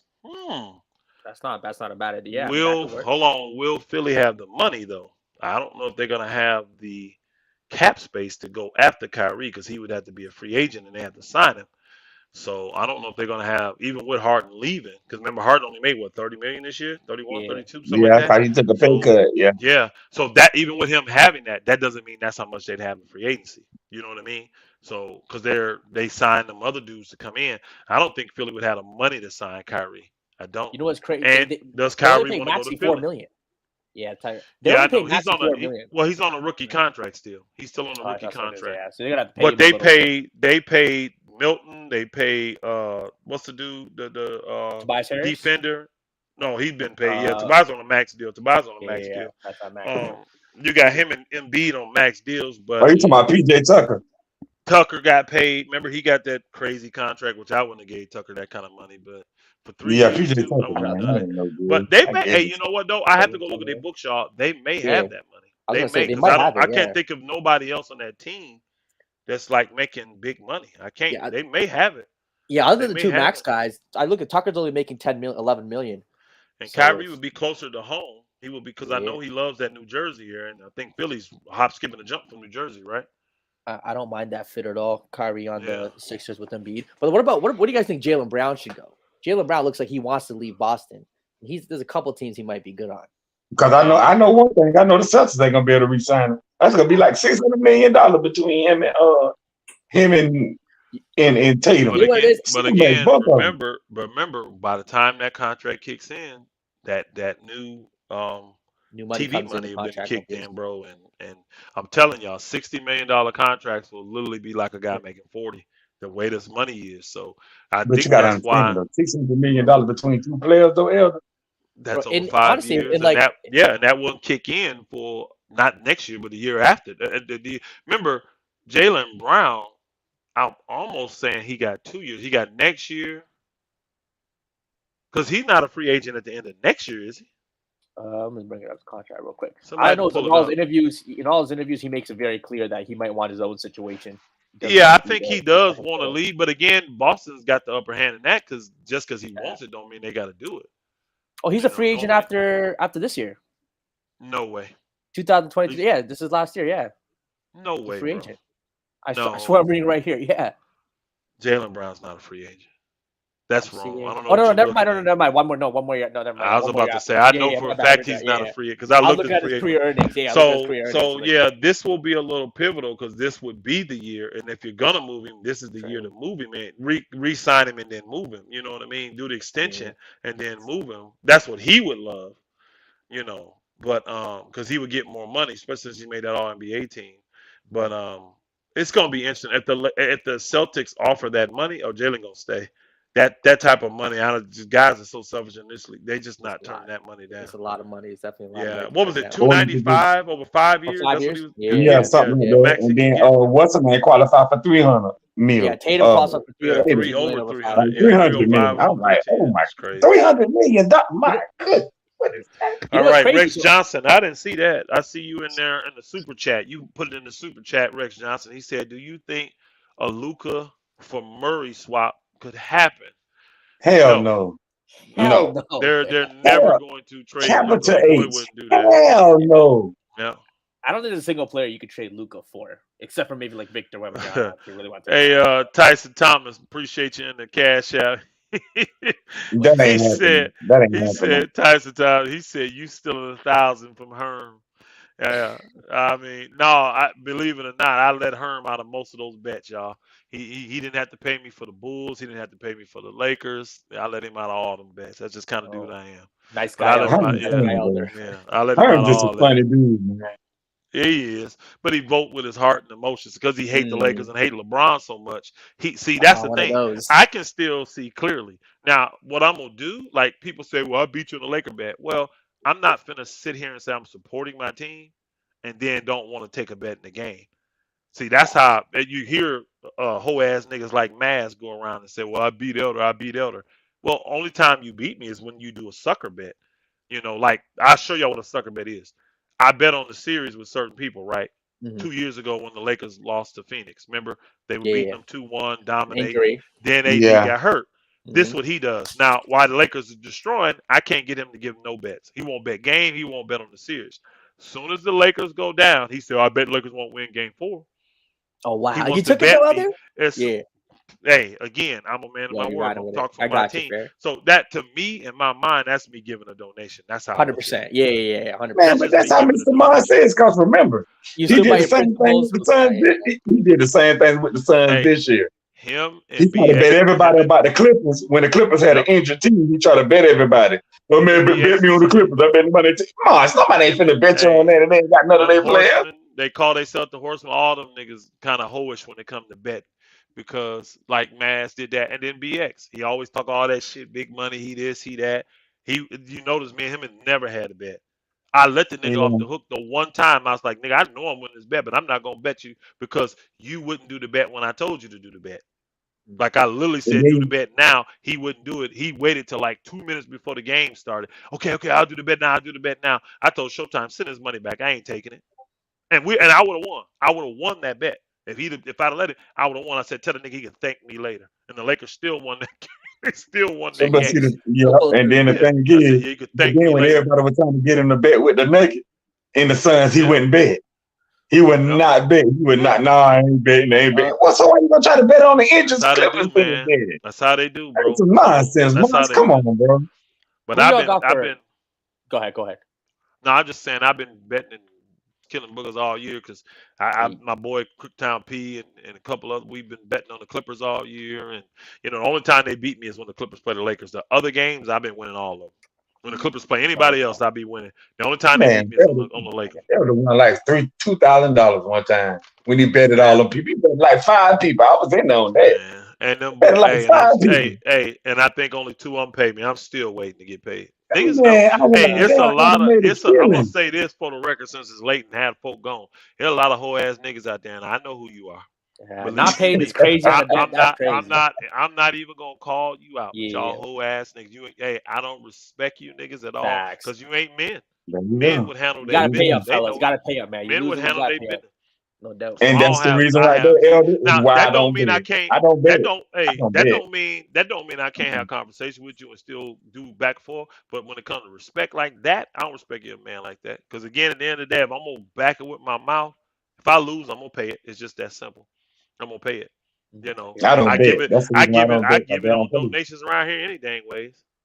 I have to admit, Elder did win that bet, and he sent the money back. Yeah, I sent it back before I even won the bet, though. I knew I was gonna win, but I wasn't gonna play your game. You waited till the last minute to do the bet, and you should have been doing the bet up front because, again, going by the words y'all say, I be catching y'all on y'all words. Y'all won't even bet y'all words. Y'all need to quit playing with me, though. I'm telling you. Now, again, I have confidence in the Lakers in this Denver series. I'm gonna be betting the Denver series. I'm gonna bet the series against people, and I'm gonna bet every single game against folks. Watch. Oh, you do I'm gonna every bet game. every single game. Now, folks say that's stupid. But see, my thing is this: if I can't just bet the games, if we're gonna do game by game, I can't Mhm. just bet the game that I think the Lakers gonna win. That ain't fair. You know what I'm saying? Like I bet what's name now. Okay, Lakers gonna beat Memphis that first game. Remember they did. Yeah. I'm Yep. gonna get you. We're gonna bet game two. Now I already know. Ain't The no way they Memphis gonna gonna lose win. That's game what I'm saying. Exactly. You know Memphis probably but gonna win game 2 in that situation. I'm not finna do that. And see, that's what they would do though. They would do that and then not, but I'm gonna be real. But the key is if we're doing that, we're gonna bet the whole series though. Bet game three, Yeah. bet game four. And see, that's what they didn't want to do in what's name, because then the Lakers had the hot streak. So I'm like, yeah, let's bet game one. And I'll bet you game two and we break even. But then when we bet game three and four, now I'm up. Nah, 100%. Yeah, Now you're gonna I'm bet the up. whole series. That Yeah, because the I believe prerequisite that is that whole if you series to believe sign. the team is going to win the series, you're going to Yeah. win individual bets as well. In the long run, you'll make your money back betting those Yeah. individual games in the series. So, No, and 100%. again, I had bets with guys on each game and the series, and they double lost to me. Double Mm. lost. Mm-hmm. Yeah. Talk about Hey, it. I got a long road trip tomorrow, so I'm gonna get out of here, man. It's 12:30 because I got to be up in a couple hours, man. But it was cool kicking it with y'all. Hey, every Yes, single sir. person that sent the super chat, man.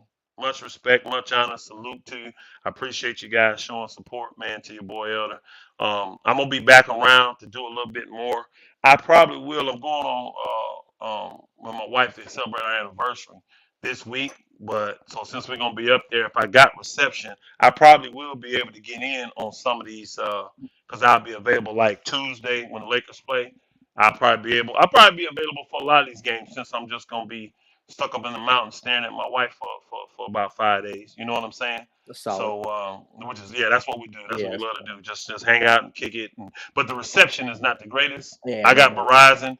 They said Verizon work okay. We'll see. If my reception is no, good, I'll be in there. If not, y'all just see me texting in the chat room because I always be able to do that. no doubt. But Enjoy the outdoors. I appreciate every single person that sent the super chat ticket. Shout out to you, man. I appreciate you, man. Um, just putting it out there like that, man, and give me a chance to get on here and cook with the fam. All right, y'all salute. Have a good night. Take it Peace. easy out there. Have a good one. Who's still in here? We can still talk.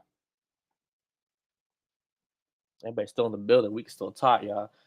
We can talk about how we valuing championships when players don't win Finals MVP. Because I think that's a big thing.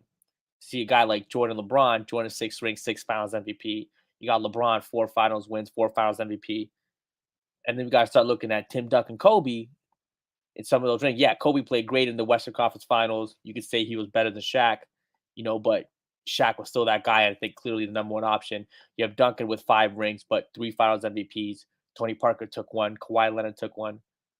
So how are we feeling about counting championships when you don't win the Finals MVPs? Do we weigh it different? So I'm thinking we weigh it different because there's definitely levels in winning championships in terms of you being a star player versus a role player winning championships or a secondary option. Super chat. Anyone else want to jump in? God damn. Any other questions? We can still talk. Who y'all got for Boston versus the Boston Sixer game? It's gonna be a big one tomorrow. That's a couple legacies on the line. You got James Harden, who's been kind of known as a playoff choke here a little bit. If he's able to kind of have a big game in a in a in a game 7, that can erase a lot of his kind of past playoff failures. You have Jason Tatum, who's low key on fraud alert, had 3 bad quarters, and then had a fourth quarter to save that game. But if they lost that game, Jason Tatum would have been hammered. But because he had that 16 point fourth quarter, it kind of saved, the kind of attacking that would have happened on Jason Tatum. Jalen, you should get your own show. Appreciate it. Also brought you in your past. I'm actually Sri Lankan. Shout out Space Jam, but I am Sri Lankan from Canada, live in Toronto. Shout out Canada. J-Man 96, all LeBron chips. He had a co-star averaging over 20. Yes, great teams win championships. As much as we like to think, again, this is not golf or tennis. It's not an individual game. Every team, you need great players. Scottie Pippen was averaging over 20 in a lot of the series. A great team. If you look at the past few years, over the past 20 years, there's a lot of teammates averaging 17, 18, 19, 20 points. So again, guys, it's a team game. Great teams win championships. We see what one guy, Luka Doncic, was probably the best playoff performer over the past 2 years.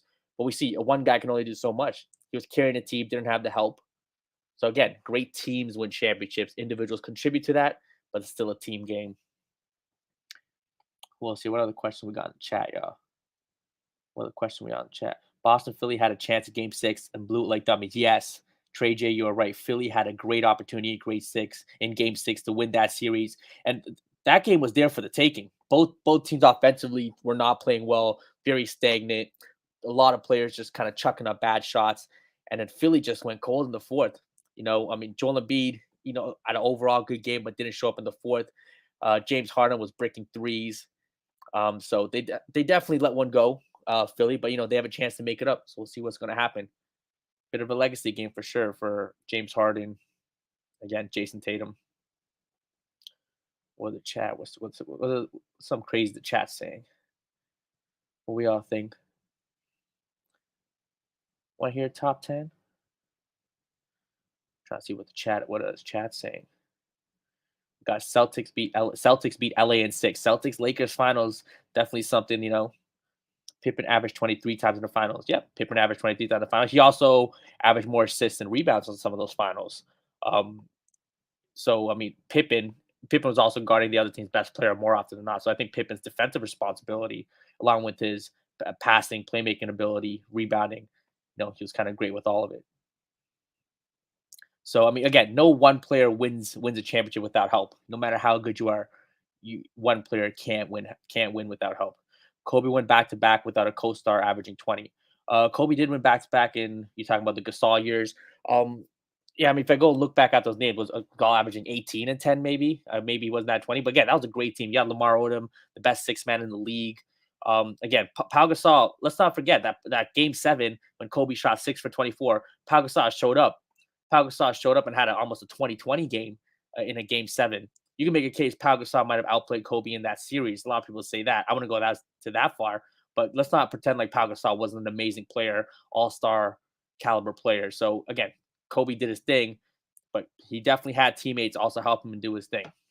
Ron Artest hit some big key shots. Ron Artest was the best defender on that team during that the second time where they beat Boston. So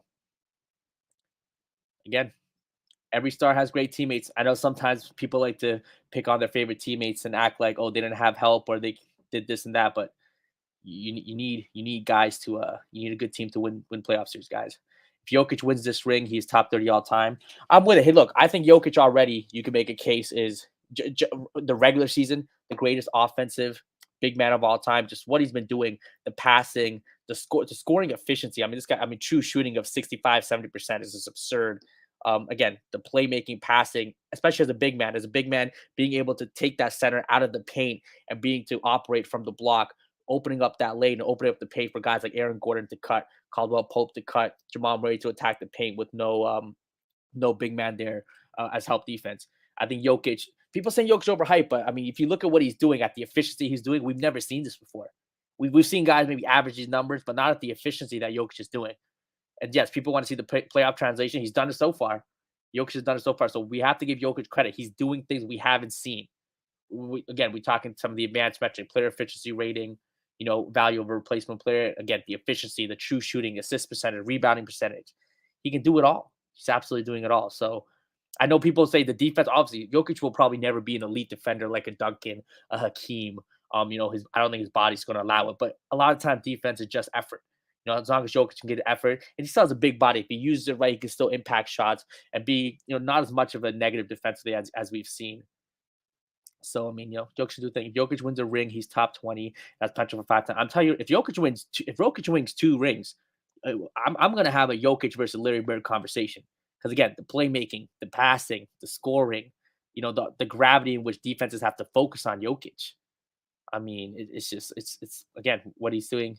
J-Man, ball dominant, ball hawking. I mean, Jokic's usage rate for the numbers he puts up is actually bottom tier. So if you look at guys who have put up numbers closest in terms of the rebounding, the assist, and points, his usage rate is actually not that high because he's been so efficient. So he's actually not ball dominant as you may seem. The no defense, sure. Like defensively, he's just not there, but he's so good offensively that sometimes that you can make up for you being not a great defense. Defense is skill. It's not effort. I mean, sure, their defense is skill. You have to understand where to rotate, understand passing lanes. But a lot of time defense with a lot of these athletes in the NBA, it is effort. A lot of times these athletic guys are just being lazy, not moving their feet. So yes, defense is a skill, but there's a lot of times people just don't give the effort that's needed.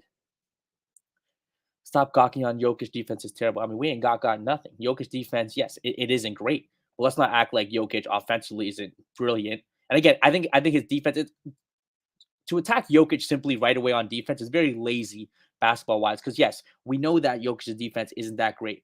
But I mean, look, especially this playoff. Look at him on defense. He's actually giving the effort.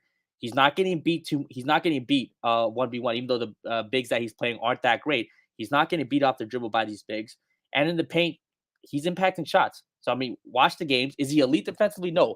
But he's not as much of a negative defensive player as people like to think, especially these playoffs. The regular season, he has some lazy spots. But these playoffs, he hasn't been that guy. Jokic has how many defense teams? Jokic is lazy. His defense is lazy. Yeah, Jokic will probably never make an all-defensive team. I mean, that's 100% fair. But, again, offensively, he's still going to be a first-team, second-team All-NBA for the next, 6 to 7 years, you could say. So, yes, he'll never be an all-defensive caliber player, but he's still an all-NBA caliber player. If Jokic wins a ring this year, I already have Jokic's peak year above Larry Bird's peak year. The peak discussion, you can definitely make Jokic's 3-year peak offensively. Offensively, Jokic's 3-year peak could be a top 5 all time, even including guards. I mean, that's a conversation we might really have to have. I'm not hyped on 80 just yet because if he gets injured, it's over. I don't want to get injured because I really do want a good series, but we will see how it goes. I mean, yeah, the whole injury thing with AD, it's a little overstated. A lot of times he'll get these knickknacks. He'll go to the locker room and he'll come back. He actually hasn't missed. Guys like Kevin Durant, Kawhi Leonard have missed more games than KD over the past more than 80 over the past few years. So I do understand what you're saying, though. Every time he jumps up for the ball, comes on awkward, I'm a little worried, right? Anytime he grimaces, you're like, damn, hopefully he's okay. But if he can stay healthy, the Lakers should have a good chance. Can the Celtics win the chip? I mean, I think they have the pieces. I mean, you could say they're maybe the deepest team in the league. Again, you have Jaylen Brown, you have Tatum, you have a guy like Malcolm Brogdon coming off the bench. You have Derek White who can get you 50 to 20 points any given night. Marcus Smart, defensive player. Robert Smith, defensive player. I mean, so the Celtics definitely have the pieces to win. It's just, can Tatum show up? Tatum's having a lot of down games. Is Tatum going to show up? Jaylen Brown doing his thing. The Lakers Boston matchup should be an interesting one. Definitely have a chance. I do think Boston should have their way if they get past Philly against Miami. I think Miami actually got really lucky with poor shooting by New York. And Jimmy Butler was not that guy in this series. Jimmy Butler had a great first series against the Bucks, but he was not that guy against the Knicks. He was shooting less than 50%, slowly averaging close to, I think he's averaging 24, 25, nothing crazy, not in the 30s against the Knicks. So Jimmy didn't have the series like he had against the Bucks. Has the Clippers championship window, Trey J, has the Clippers championship window closed with PG and Kawhi? I mean, at this point, with Kawhi's injury path and PG, them getting another year older, it might have closed. I thought they could maybe sneak one championship in there, but they've just been unlucky with the injuries, sadly. So their championship window, especially with these other teams emerging, it might be closed. It just might be closed. Gobert is just as good as Diaz and Jokic still picked them apart.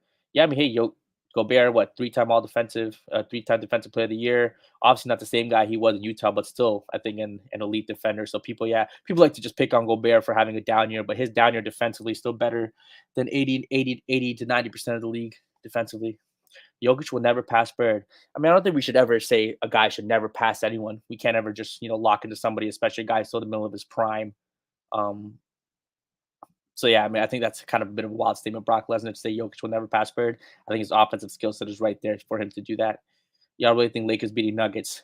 I mean, hey, the Lakers with the pieces they have, the Nuggets, someone's going to cook Jamal Murray. Jamal Murray is not good defensively. Whether that's D'Lo, Austin Reeves, one of those guys can definitely cook Jamal Murray, so he's going to be picked on defensively. In the paint, like I said, Jokic, not the best rim protector, so when LeBron's out there driving to the rim, he's going to be able to finish in the paint quite easily. AD should have his way scoring in the paint. Larry Jett is on a whole different level than Jokic. Look, I got Larry top 5. I'm not top 5. I think I have Larry 6 or 7. So I have the utmost respect for Larry Legend. Incredible offensive player, incredible shooter. Against offensively, you can make the case they're very similar. I actually think Jokic is actually a better passer than Larry Bird. Some of the level of difficulty in some of these Jokic passes, we're talking the behind the back bounce pass. Finding the guy cutting into the lane when he's just one step ahead of his defender, finding that tight little narrow window to get that ball to an Aaron Gordon who's coming to the basket. Some of these passes that Jokic is doing, I mean, you got to guys have to really watch the games. What some of these things that he's doing is it's incredible, especially for his position. Lakers win a championship. They should still pursue Kyrie. D'Lo too inconsistent. Look, Kyrie's obviously the better talent. I understand that, DC. It's just hard when you win a championship, and if D'Lo has a good series and he's averaging 15, 20, it's hard to let him go away, especially with the extracurricular activities with Kyrie, off the court, but they want to take that risk. But, LeBron and Kyrie's clearly made it obvious that he regrets leaving LeBron and he wants to, play with him again. So there's that. Italian King Dave Factful. That's one of the many reasons Jordan the GOAT. 10 times scoring champ, 9 and all those first defensive teams impact both in the course. I mean, sure, I got Jordan number 2 all time. I still think LeBron James is a better basketball player than Michael Jordan. Again, his scoring ability, the efficiency that he does it. And this is not prime LeBron right now. We're talking prime LeBron. Those 4 4 years in Miami, and you're talking about, with the Cavs after 2015, 16, 17, 18, those prime years of LeBron. In Miami, he was close to a 37, 38, 40% shooter from a three in Miami. So it was actually a good three-point shooter. His mid-range he was a good mid-range shooter. Defensively, he was first team All-NBA defense. And again, just the playmaking, his overall impact on the game in terms of control, dictating the pace of the game, especially. He knows when to push the pace, when to fast against team, or when to slow it down. All these factors kind of lead me towards LeBron James being the best basketball player, the most well-rounded basketball player ever. But, you have Jordan as one. That's fine. I got LeBron as one. Larry passing underrated too. Larry's a great passer. Don't get me wrong. Larry's a great passer. But, I mean, the level of pass MC for Jokic is just different. Just very different. Y'all start to overrate Jimmy with these takes. I'm telling you, man, Jimmy Butler, people are acting like Jimmy Butler is a top 10 small forward all time. His playoff translation is pretty crazy. But yeah, in the regular season, he's a 22, 5-5 guy. The regular season still matters, right? Yes, we love seeing guys in the playoffs, elevating, but the regular season still matters. If Jimmy was this guy in the regular season, they might have been a top 3 seed, 4 seed, right? Would have had better matchups. So Jimmy Butler's great, but the couple playoff series he's had where he's played really well, it seems to be overhyping him for sure. How the fuck is LeBron a better player when he can't shoot? Mid, he's consistent, is not better defender and a better free throw shooter. Sure, Jordan is a better free throw shooter, but you can say LeBron is a better playmaker and passer. I think Jordan is a better on-ball defender, but LeBron at his peak was actually a better help defender and more of a free roamer on defense. There's different ways you can impact the game defensively. Shoot middies. I think LeBron's a better finisher at the rim and can get to the rim a lot better than Jordan. But Jordan's mid-range jumper, for sure, was probably better. But LeBron's three-point shooting at his peak was better than Michael's three-point shooting at his peak. Michael's three-point shooting was only good when the league's three-point line was moved in, right? When the three-point line was moved in for those couple years, his three-point shooting increased and his percentages were nice. But when they moved it back, Jordan, he shot relatively poor. Jordan's a better finisher at the rim. I mean, we can debate that. I think... Again, I'm going to edge LeBron, but if you think Jordan is a better finisher at the rim, I don't hate it. I just think LeBron's physical gifts allow him to just being kind of bigger and stronger, allow him to finish better, putting his shoulder down, attacking the rim. You could say Jordan was maybe better at finishing over defenders, but even then, LeBron, man, his athleticism best being able to dunk over guys, finishing over guys too. I'm taking LeBron. LeBron has better natural skills and more athleticism, but MJ has a better body of work and more titles. MJ has more titles, better body of work. I mean, you're talking about a guy in LeBron, now 18 All-NBA teams, 19. The better body of work. I mean, LeBron has the longevity, of course. He's going to have more accolades, all-time leading scorer, and being top 5 in assists. Probably be the only member of the 40,000 points, 10,000 rebounds, 10,000 assist clubs. So the better resume, I think, is very subjective to what you want to focus on. I think LeBron has a better resume simply because of longevity. Jordan played 18, 20 years. He might have had it, but he didn't. So I think the better body of work probably has to go to LeBron, especially when you put the context. I've heard people say that it would have been better if LeBron to be just be 4-0 in the finals rather than make it to the finals and lose. That's ridiculous. So you're saying it's okay for a guy to lose.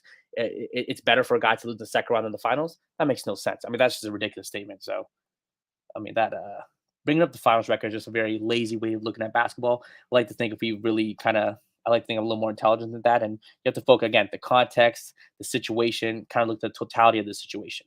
Just like we don't hold Jordan accountable in his Wizards years. Yeah, because we understand he didn't have the pieces around him to be a championship team during the Wizards years. We're not gonna attack Jordan because he didn't win a championship with the Wizards. LeBron averaged only 2 more assists than Jordan. See, J-Man, don't be a casual, man. Assists is only is a very lazy way to look at playmaking. You have to look at potential assists. You have to look at how they initiate the offense, how they're putting their teammates in position to score. Because a player can have several good passes to open teammates and them missing shots. Won't count as assists. So assists is a very kind of minimal way to look at playmaking. When you look at playmaking, you want to look at the defensive gravity that an individual pulls towards him to open up for his teammates. And again, how they initiate the offense. And kind of putting their teammates in the best position to succeed. It's not necessarily just assists. LeBron, the MVP of all NBA existence, but not close to the GOAT. Do you guys understand what I'm saying? No, expand on that. 09-13 LeBron, probably the best player in the game. Yes, 09-13 LeBron, I do think that peak, both sides of the ball, the efficiency is the best player in the game. I think 2018 LeBron is the best basketball ever played by an individual. Again, that playoff run to just carrying, George Hill, Kevin Love was there. He got hurt in some games. Carrying J.R. Smith, George Hill, Rodney Hood, Jordan Clarkson. carrying those guys the way he did, averaging close to what 30, 35, 10 and 10 throughout the series. That the highest level of basketball I've ever seen in basketball better players 2018 LeBron James. Yes, Jordan wasn't even Jordan anymore on the Wizards, 100%. But we're holding LeBron accountable in year 18, when he has all this mileage on his body. Is are we going to hold him to the same standard we hold him when he was 28 years old? It seems like the media and we still are. LeBron doesn't make his teammates better. I mean, that's just ridiculous. You can make a case. He definitely elevated guys like Mo Williams, elevated guys like Kyle Korver, J.R. Smith. Tristan Thompson might not be in the NBA if he wasn't a teammate of LeBron. So when people say LeBron doesn't make his teammates better, they'll bring up Dwayne Wade, Kevin Love, Kyrie, these star players. So with Dwayne Wade, people forget in Miami, the 4 years that they played together, he only got to play 1 year of Dwayne Wade being an elite player. After that, his knees start to break down. People don't realize Dwayne Wade's knees were giving out, so they only got to play 1 year together. Him being really good. So Chris Bosh, his numbers went down, but Chris Bosh was actually a better player in Miami than he was in Toronto. And I'm a Toronto fan, so like you see Chris Bosh's defensive ability, shooting ability, his passing, they all improved playing in Miami. Yes, his numbers went down, but being a third option versus a number one option on a team that's not winning. Obviously, the numbers going down, but he was definitely a better player in Miami. He beat no Hall of Famers on that 18 run. This dude is a casual. Angry Skips. That's a little bit disingenuous. He beat a young Boston team that's going to have 2 Hall of Famers.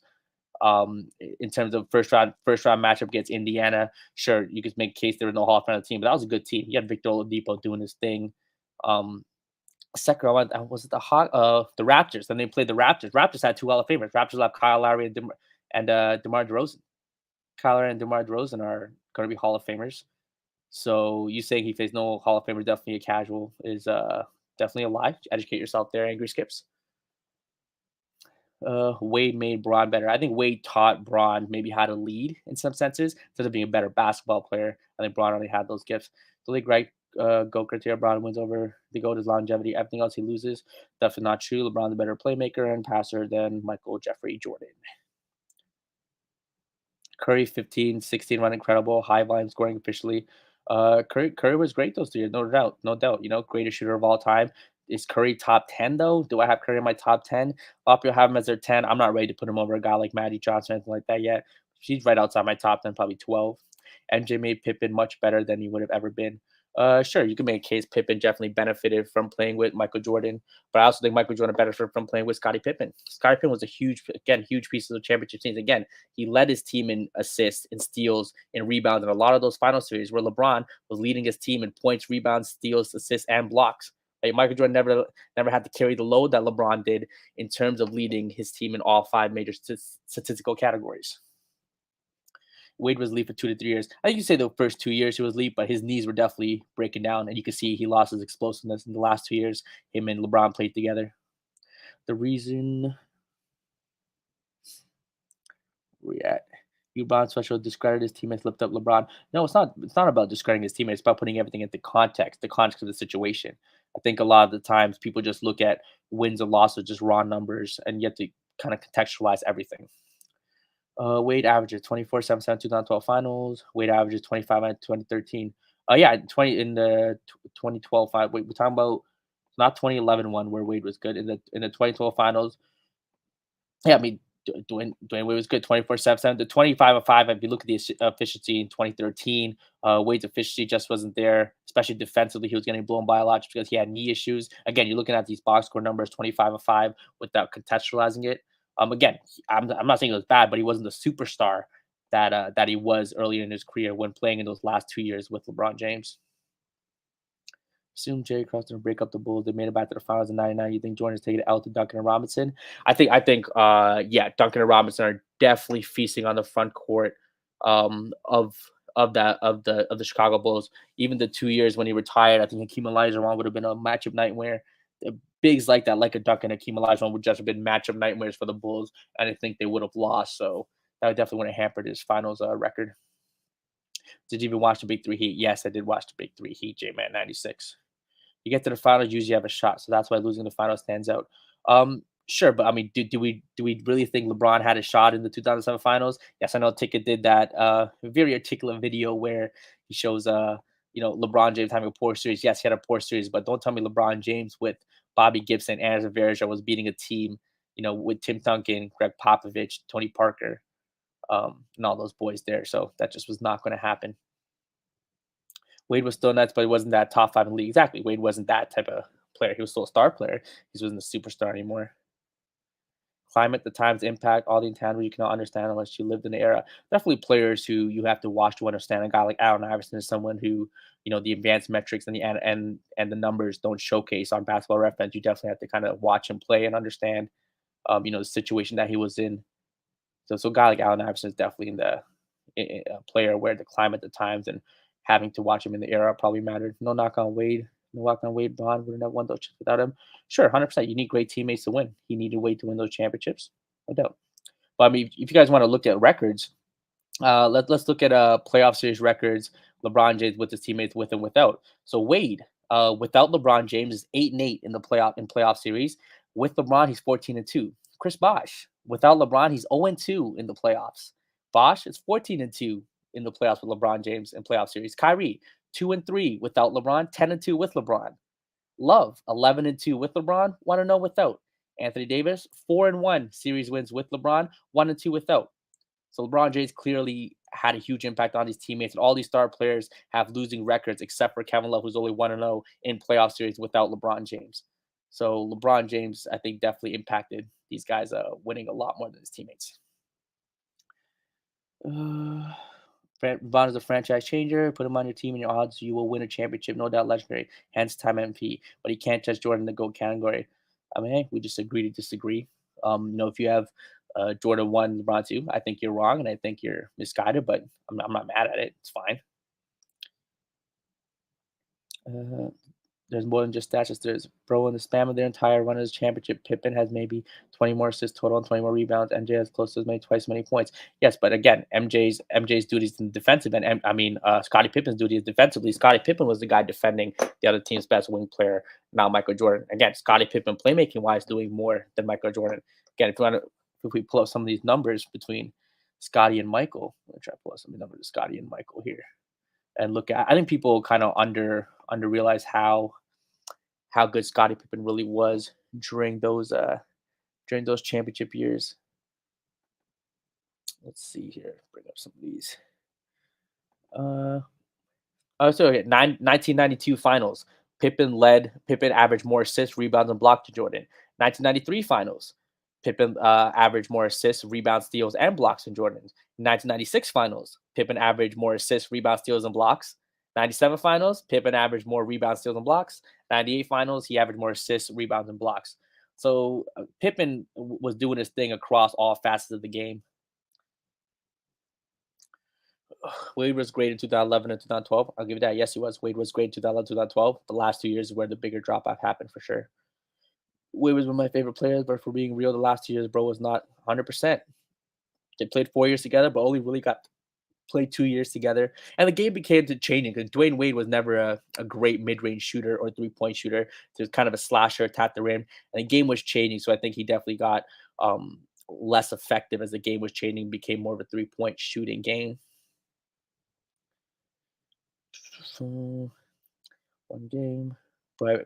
I've ever seen a GOAT debate Jordan versus LeBron on YouTube. Yes, all the time. I'm in a lot of those. I always say LeBron is the GOAT over Jordan. So I mean that's the number one basketball discussion. Jordan versus LeBron gets the views, gets people hyped up. That's what people want to hear.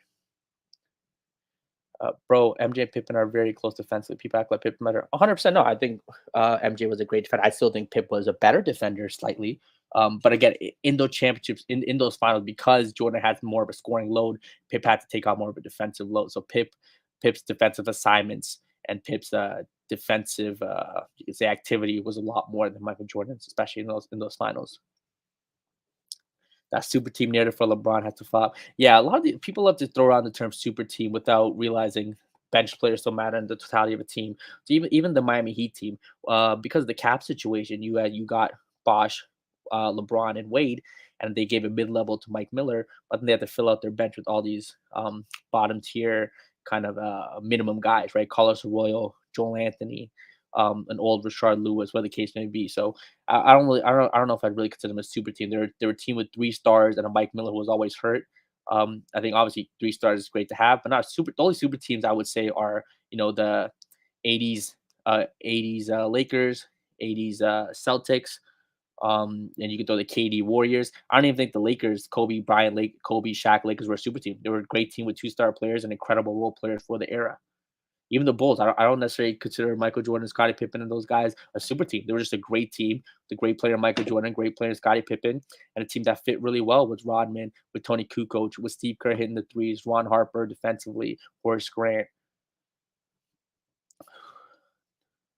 Do you think LeBron deserves third team All-NBA this year? I thought LeBron was a better player than Jimmy Butler. Jimmy Butler made second team, so I mean that was weird. So based on that, yes. I think LeBron did edge out a guy like Lauri Markkanen for third team. There was a time where the Lakers starting lineup was Patrick Beverly, Patrick Beverly, Juan Toscano Anderson, was the big that got Thomas Bryant, LeBron James. You know what I mean? So he was definitely the point where he was carrying some of these Lakers teams. I mean, so was AD. AD, I think, should have made it on an All NBA team. If you want to give AD the spot over LeBron, I'm not mad at it. I think LeBron, probably edges him. But if you want to give AD that 13th spot, I wouldn't be mad at you. Okay, obviously not because of Prime. Ollie the greatest. Yes, you can watch film, but if you're not living during that time, you can't. I mean, the Ollie thing, I think a lot of stuff he did outside the boxing ring kind of amplified his career. Wade is severely underrated by his bond sex was no, Wade had a great peak. It was just really short. Injuries really got to him. Wade's peak was just incredibly short, and I don't think people realized that. He just didn't have the longevity that he could have had. Wade was a great defender in his prime. Yes, he was. Do you think it was Wade? I don't think it was Wade's fault. He wasn't his prime. I think, again, his knees just gave out. The way he played, people forget Wade was playing with reckless abandonment early. He would attack the rim, the way he'd fall, it's just little knickknacks, whether on his knees, elbows, all that. The injuries were just bound to pile up with the way he was attacking the rim early on in his career. Lakers is not a super team. Stop it. Yes, this Lakers team is not a super team. The 1980s with Magic, yes, those were the Magic, James Worthy, Kareem, Byron Scott. I mean, that was a super team. Can you guys see the link here? LeBron is the best player people of certain age have ever watched. So how the heck can they actually know what there's a huge gap between men and what they can't? So it is. I mean, you have to take the time to educate yourself and watch the games. You have to take time to go back and watch guys like Kareem Abdul-Jabbar. Go back and watch guys like Magic, Larry Bird. Well, there'll be a time 20, 30 years from now, people might say, Luka Doncic is the GOAT because they might not have taken the time. But I think more and more time goes on. Just because we are in an age of advanced technology, people will be, watching more and more games and can go look back each year because it's hard to find film on a Wilt Chamberlain, right? It's hard to find film on a Bill Russell, watch the entire game. Promcott, is this Jalen who's talking to India, dude? I'm Sri Lankan, but it is Jalen Carter, man. We give the takes and players choice, and we give them the takes here. The reason why defensive what it is. Yes, AD is playing at an all-time defensive level right now. I mean, this is Hakeem-esque, the way he's impacting every shot, not just even the block shots. It's anytime their teams are attacking the rim. I saw Steph Curry attack the rim. He's seen AD, then he's come back out and settle for a jump shot instead of trying to finishing at the rim. So Wade most definitely top shooting guard of all time. Whoa. You're saying Wade's better than Jordan? That's kind of crazy. Third best. Yeah, Wade, third best shooting guard. Jordan, Kobe. Some people say Jerry West, but Wade being 3 is fine.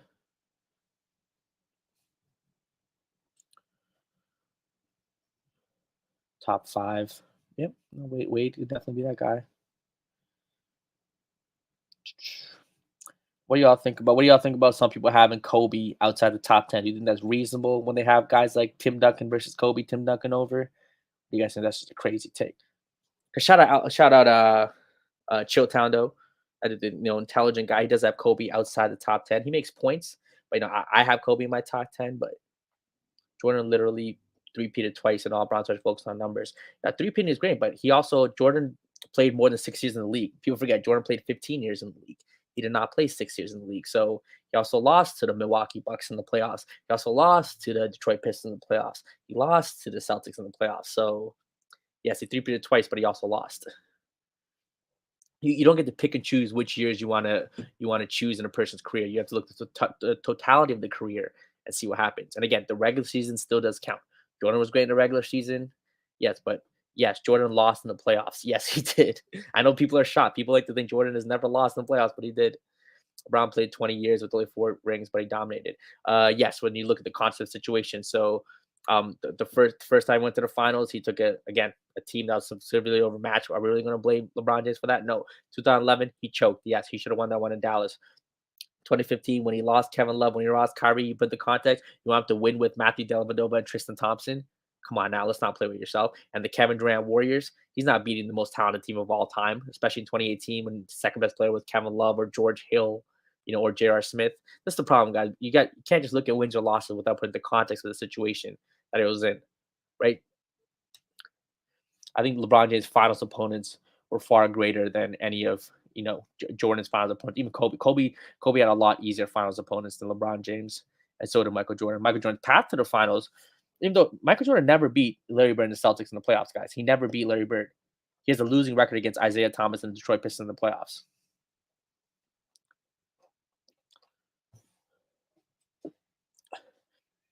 Kobe and Duncan never carried teams to the finals like LeBron James, but it's also because the West was harder, so the carry job was a little harder getting out of the West. So you definitely needed better teams to do it. Yes, Kobe played in a way harder conference for sure, but also when Kobe played with minimal talent, like in 2005 or 6, in those years when they're playing with Smush Parker, it's either he was missing the playoffs or he was blowing a 3-1 lead. Kobe Bryant blew a 3-1 lead in the playoffs. I mean, if that happened to LeBron, people would be trashed. This is the problem. People have selective memory and forgetting what individuals did and just want to look at the good in their favorite players. So, first time MJ played with a single All-Star, he won the chip in under same sevens. Again, people like to compare talent, but you have to look at the eras in which they played in. So, the way teams are built in the 90s, it was just one guy, maybe one other All-Star, and the role players. Now, you need maybe 3 All-Stars to try to win a championships because more star players are playing together. So, teams are just built differently in different times. Right. So you can't always just list play for player. You have to look in the eras and how teams were built and the situation. So it's like Steph Curry in 2015, you could say had more help than he did when Kevin Durant was there because the team he was facing was injured. Right. So you have to put in context and the talent disparity between two teams. You can't just be listing names. It's a very lazy way to look at it. Do you think LeBron 17 was worse than Kobe's year he blew 3-1 lead? One of those 17 year 1-1 lead. I have to look back on both those teams. I think they were both poor. I think Kobe did a great job taking those guys to the playoffs. Obviously, well, LeBron taking those guys to the finals, beating a Pistons team that was at 5 or 6 straight Eastern Conference Finals, beating a Washington team with Gilbert Arenas.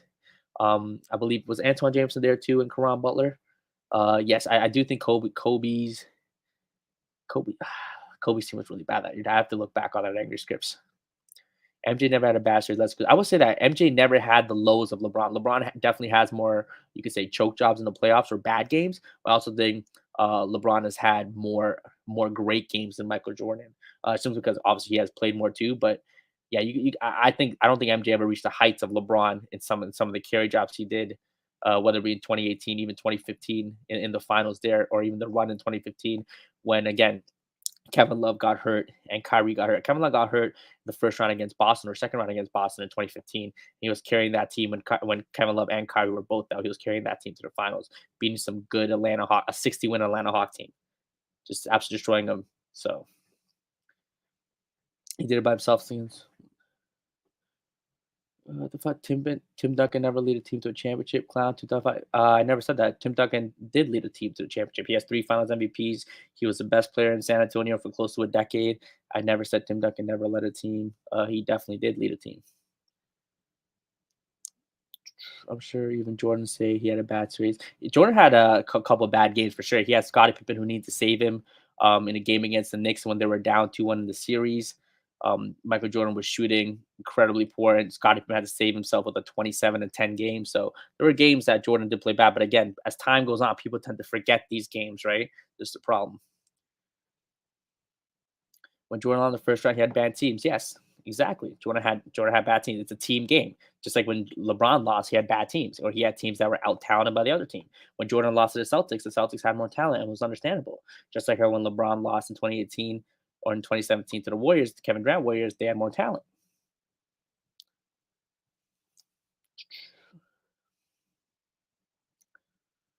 Man, Jordan losing and joining Dominique or Hakeem because he lost to the Celtics.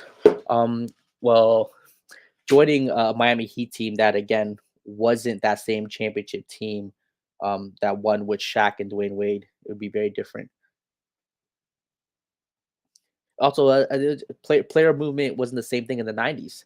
In the '90s, GM still, players relied on their GMs. Where now, LeBron being in Cleveland for the first 7-8 years, trusting a GM that never built him a competent squad, he decided to move on and do his own thing and try to build a team himself. And again, some of the teams LeBron built himself, I think they were flawed too. I don't think LeBron's the best GM. The GM doesn't always make the best decisions. Jordan carried the 98 Bulls in the final. Jordan was dropping 40 a game in that final score. Jordan had incredible finals in 1998, even 1992. Dude was absolutely incredible. After finals for 2016. Wait, you're blaming LeBron 26? Man, LeBron has some serious he has no business excuses for it, but how can you not be a fan? Yeah, 2016 finals is one of the greatest finals performances ever. Leading both teams in points, rebounds, assists, steals, and blocks. Coming back from a 3-1 deficit against a 73-win team. I think that's, you can make a case as the greatest finals performance of all time. Yes, in 2007, all those games were close to San Antonio, but San Antonio's entire defense was also collapsing on LeBron because they knew he was the only guy offensively who was going to initiate any offense or score for them. So the defensive game plan from San Antonio was to stop LeBron. And yes, he didn't have a jump shot then. That's fair. I mean, without a doubt, LeBron did not play well in that finals. Sure. He was also 24 years old, carrying a team to the finals. Was he 24 then? It was 22 or 23. 23. Bro, Brown played against super team with his own super team. Only unfair team he played against the KD Warriors. Yes, clearly the KD Warriors let's still look at all the losses. Again, the first time in San Antonio, no one's going to expect him to beat that San Antonio team with this Cleveland team. So there's one loss that doesn't matter. The 2011 again, he choked. We'll give him that. So that's one loss that's on him. The next year after that, he beats OKC. So that's fine. Then he goes and he beats San Antonio Spurs. And in that 2014 San Antonio Spurs team, again, Dwayne Wade was not that guy. That 2014 San Antonio Spurs team had the greatest ball movement ever seen in basketball. You talk about a team all playing on a string, cutting the ball, passing the ball, that motion offense. That 2014 San Antonio team, I think, beats every team in league history, 100% without a doubt. Like you go watch film of real go watch that film, and you'll see the ball movement, the greatest thing ever seen in basketball. The most beautiful basketball ever played was the 2014 San Antonio Spurs. That's not on LeBron James. That was just a better team, and that team was playing at the highest level. That 2014 Spurs team was playing the highest level of basketball I've ever seen, without a doubt. 92 better than 2016 LeBron. I disagree, but I think 92 Jordan's the second peak. I think 2018 LeBron is better than 92 Jordan, but 92 is the second highest peak. I have Jordan peak as 2, LeBron's peak at 1. Ghosts don't take illegal PEDs. Yeah, seeing the people like Omar Rana just trolling for no reason. When a guy's that good and blessed, people are going to say PEDs. You probably think he's the GOAT. You have to jump to PEDs. You probably think he's the GOAT. Kyrie was great there. The Dallas one was a bad loss. 2014 San Antonio was not a bad loss. That was the most beautiful basketball ever played. The 2014 San Antonio Spurs easily clear and beat the KD Warriors and any version of the MJ Bulls. Again, it's the team basketball they were playing was at a level never seen before. It was, again, it was almost, when you talk about basketball being played to perfection, guys were cutting, it's like they were all on the same string. Mentally, they knew when guys would cut. They knew when guys were slashing. The extra pass was being all the time. The open shot, it was just a beautiful thing to watch. Yes, 2014 Spurs were not going to lose to the Warriors. I think the Warriors are the most talented team to the collection of talent, but the 14 Spurs, the way they were playing was absolutely beautiful. LeBron was caught purchasing PEDs in 2013. Now you're lying. LeBron was never caught purchasing PEDs. You think in the social media age that would have been a bigger story?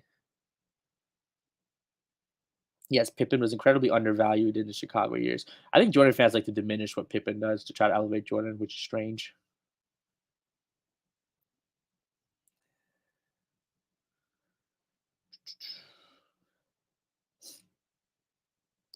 Kevin Love played well in 2016 too. He had the big stop against Steph Curry too. I believe he averaged close to maybe 14 and 10, 15 and 10. It was cool. Kevin Love was fine. I don't know. I don't think Braun. I don't think I'm going to diminish his teammates. LeBron played with a lot of great teammates, without a doubt. It's just about how they performed in those situations. Some of the times, whether they were injured, things of that nature.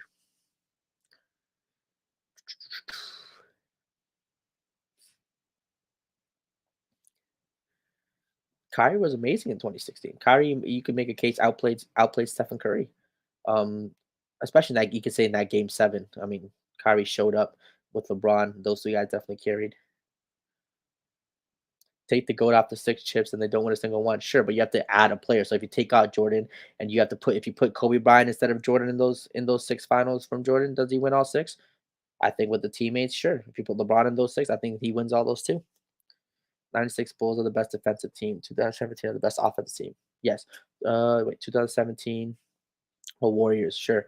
96 Bulls. Yeah, you can make a case. 96 Bulls with their defensive Rodman, Scotty, Jordan. Imagine if Kobe or Jordan played with half what LeBron played with. So both Kobe and Jordan both had more help than LeBron in terms of the constant situation.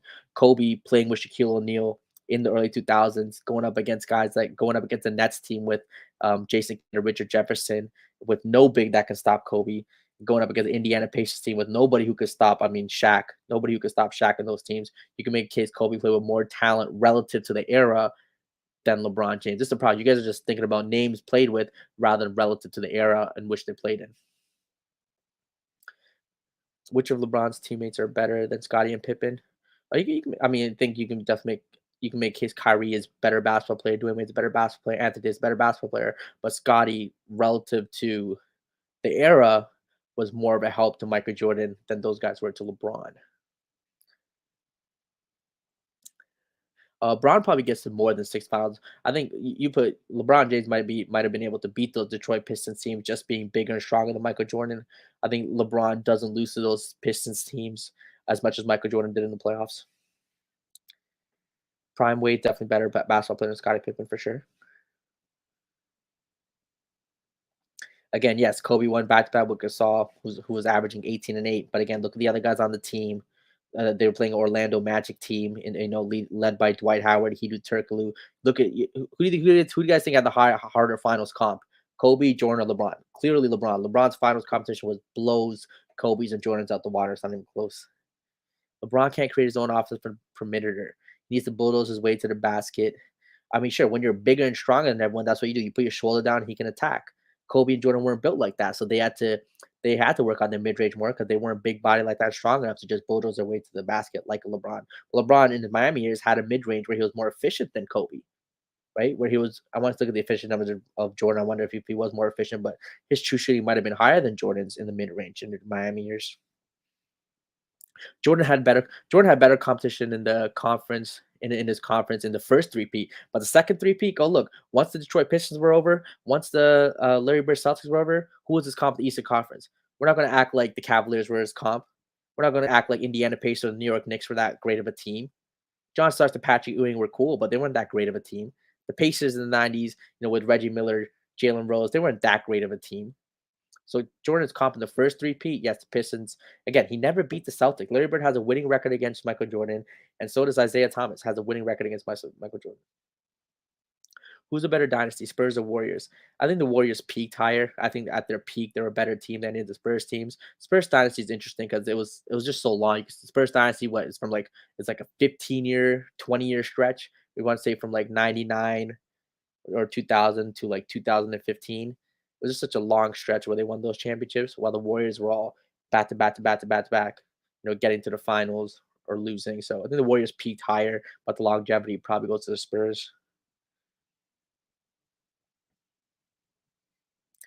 No, I think Jordan's comp in the second three-peat was very weak. The Pacers and Knicks were, you could say, good teams, but there weren't some all-time great teams, all-time tough comp.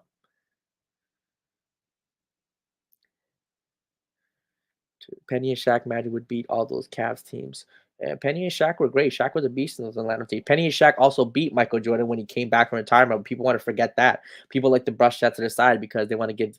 You put it to context because Michael was the same guy because he took a couple seasons off and came back in the middle of the season, which is true. He definitely did come back, but you can put that into context. But you can't then not put into context every other player's situation too. You can't pick and choose when to use context.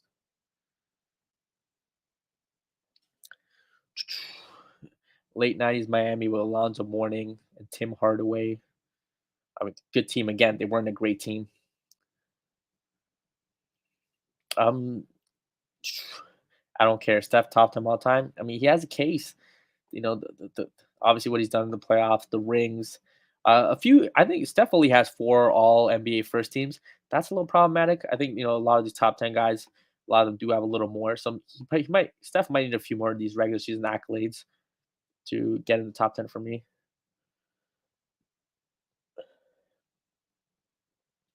How can you talk about contests when they got swept by Magic? Yes, they got swept by the Magic the next year. That's what happened. The man came back out to 1.5 rebounds. Exactly. So now you guys want to use context. But then when LeBron was losing in the finals to the KD Warriors, the 2014 Spurs, or the 2015 when Kyrie and Kevin Love was hurt, you guys don't care about context. It's just, we should have got it done. Context matters. I like that. Context matters. Penny and Shaq were also win in Jordan's path. They would win most finals. I mean, I don't think Penny and Shaq would have ever beaten. I mean, they didn't beat the Houston Rockets with Hakeem Olajuwon, but they might have won a championship if they stayed together without a doubt. Penny Hardaway was that dude.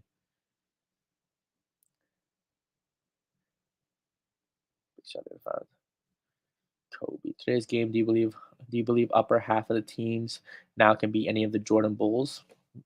I think teams today, I think the league is just more talented today, just from an international perspective, too. We just have a larger player pool to choose from. The league today is the most talented it's ever been, especially like the bench players, role guys. You can make an argument that the top guys, are similar, but they're definitely more skilled. They have more skills than guys in the 70s, 80s, and 90s, the ability to shoot, again, the dribble, passing, all that. Players today are more skilled and are better basketball players on average.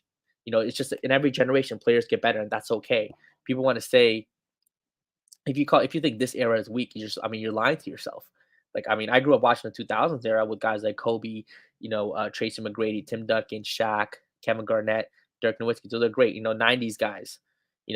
Great era. But again, players today overall are more skilled, and this is the most talented the league has ever been. There's more good players in today's league than there has ever been.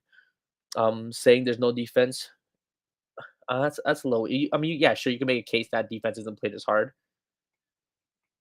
Yeah, you can make it. Defense isn't as predominant, definitely higher scoring. But people forget the 70s pace was a lot higher. 60s pace was a lot higher than it is today. They were putting up more points. The 2000 era is way better than this. 2000 era was a lot of isolation heavy basketball. Guys like Allen Iverson, Tracy McGrady, Kobe Bryant, a lot of one-on-one basketball. Basketball today, I think, does have a little bit more ball movement. People make the extra pass. More players are more efficient. The inefficiency in the 2000s of these players was definitely more pronounced. 2000s was the dead ball era, but definitely was slow. But players also took a lot of bad shots, a lot of contested shots in the 2000s. I mean, and guys like LeBron played in 2000. He came to the league in 2003. He was so dominant in 2004, 5, 6, 7, 8, 9. Lakers get the 18 chip, sure. I got them at the head out too. It's getting late. It's been fun, y'all, though. It's been fun. Y'all do your thing. Should be a good game tomorrow. Live it up, y'all. But yeah, check your boy at Jalen Carter Music on Spotify. We're R&B singer, trying to bring back that Usher Neo, that real soulful R&B, So if you want to check that out, that'd be love. And yeah, man, hope y'all have a good night.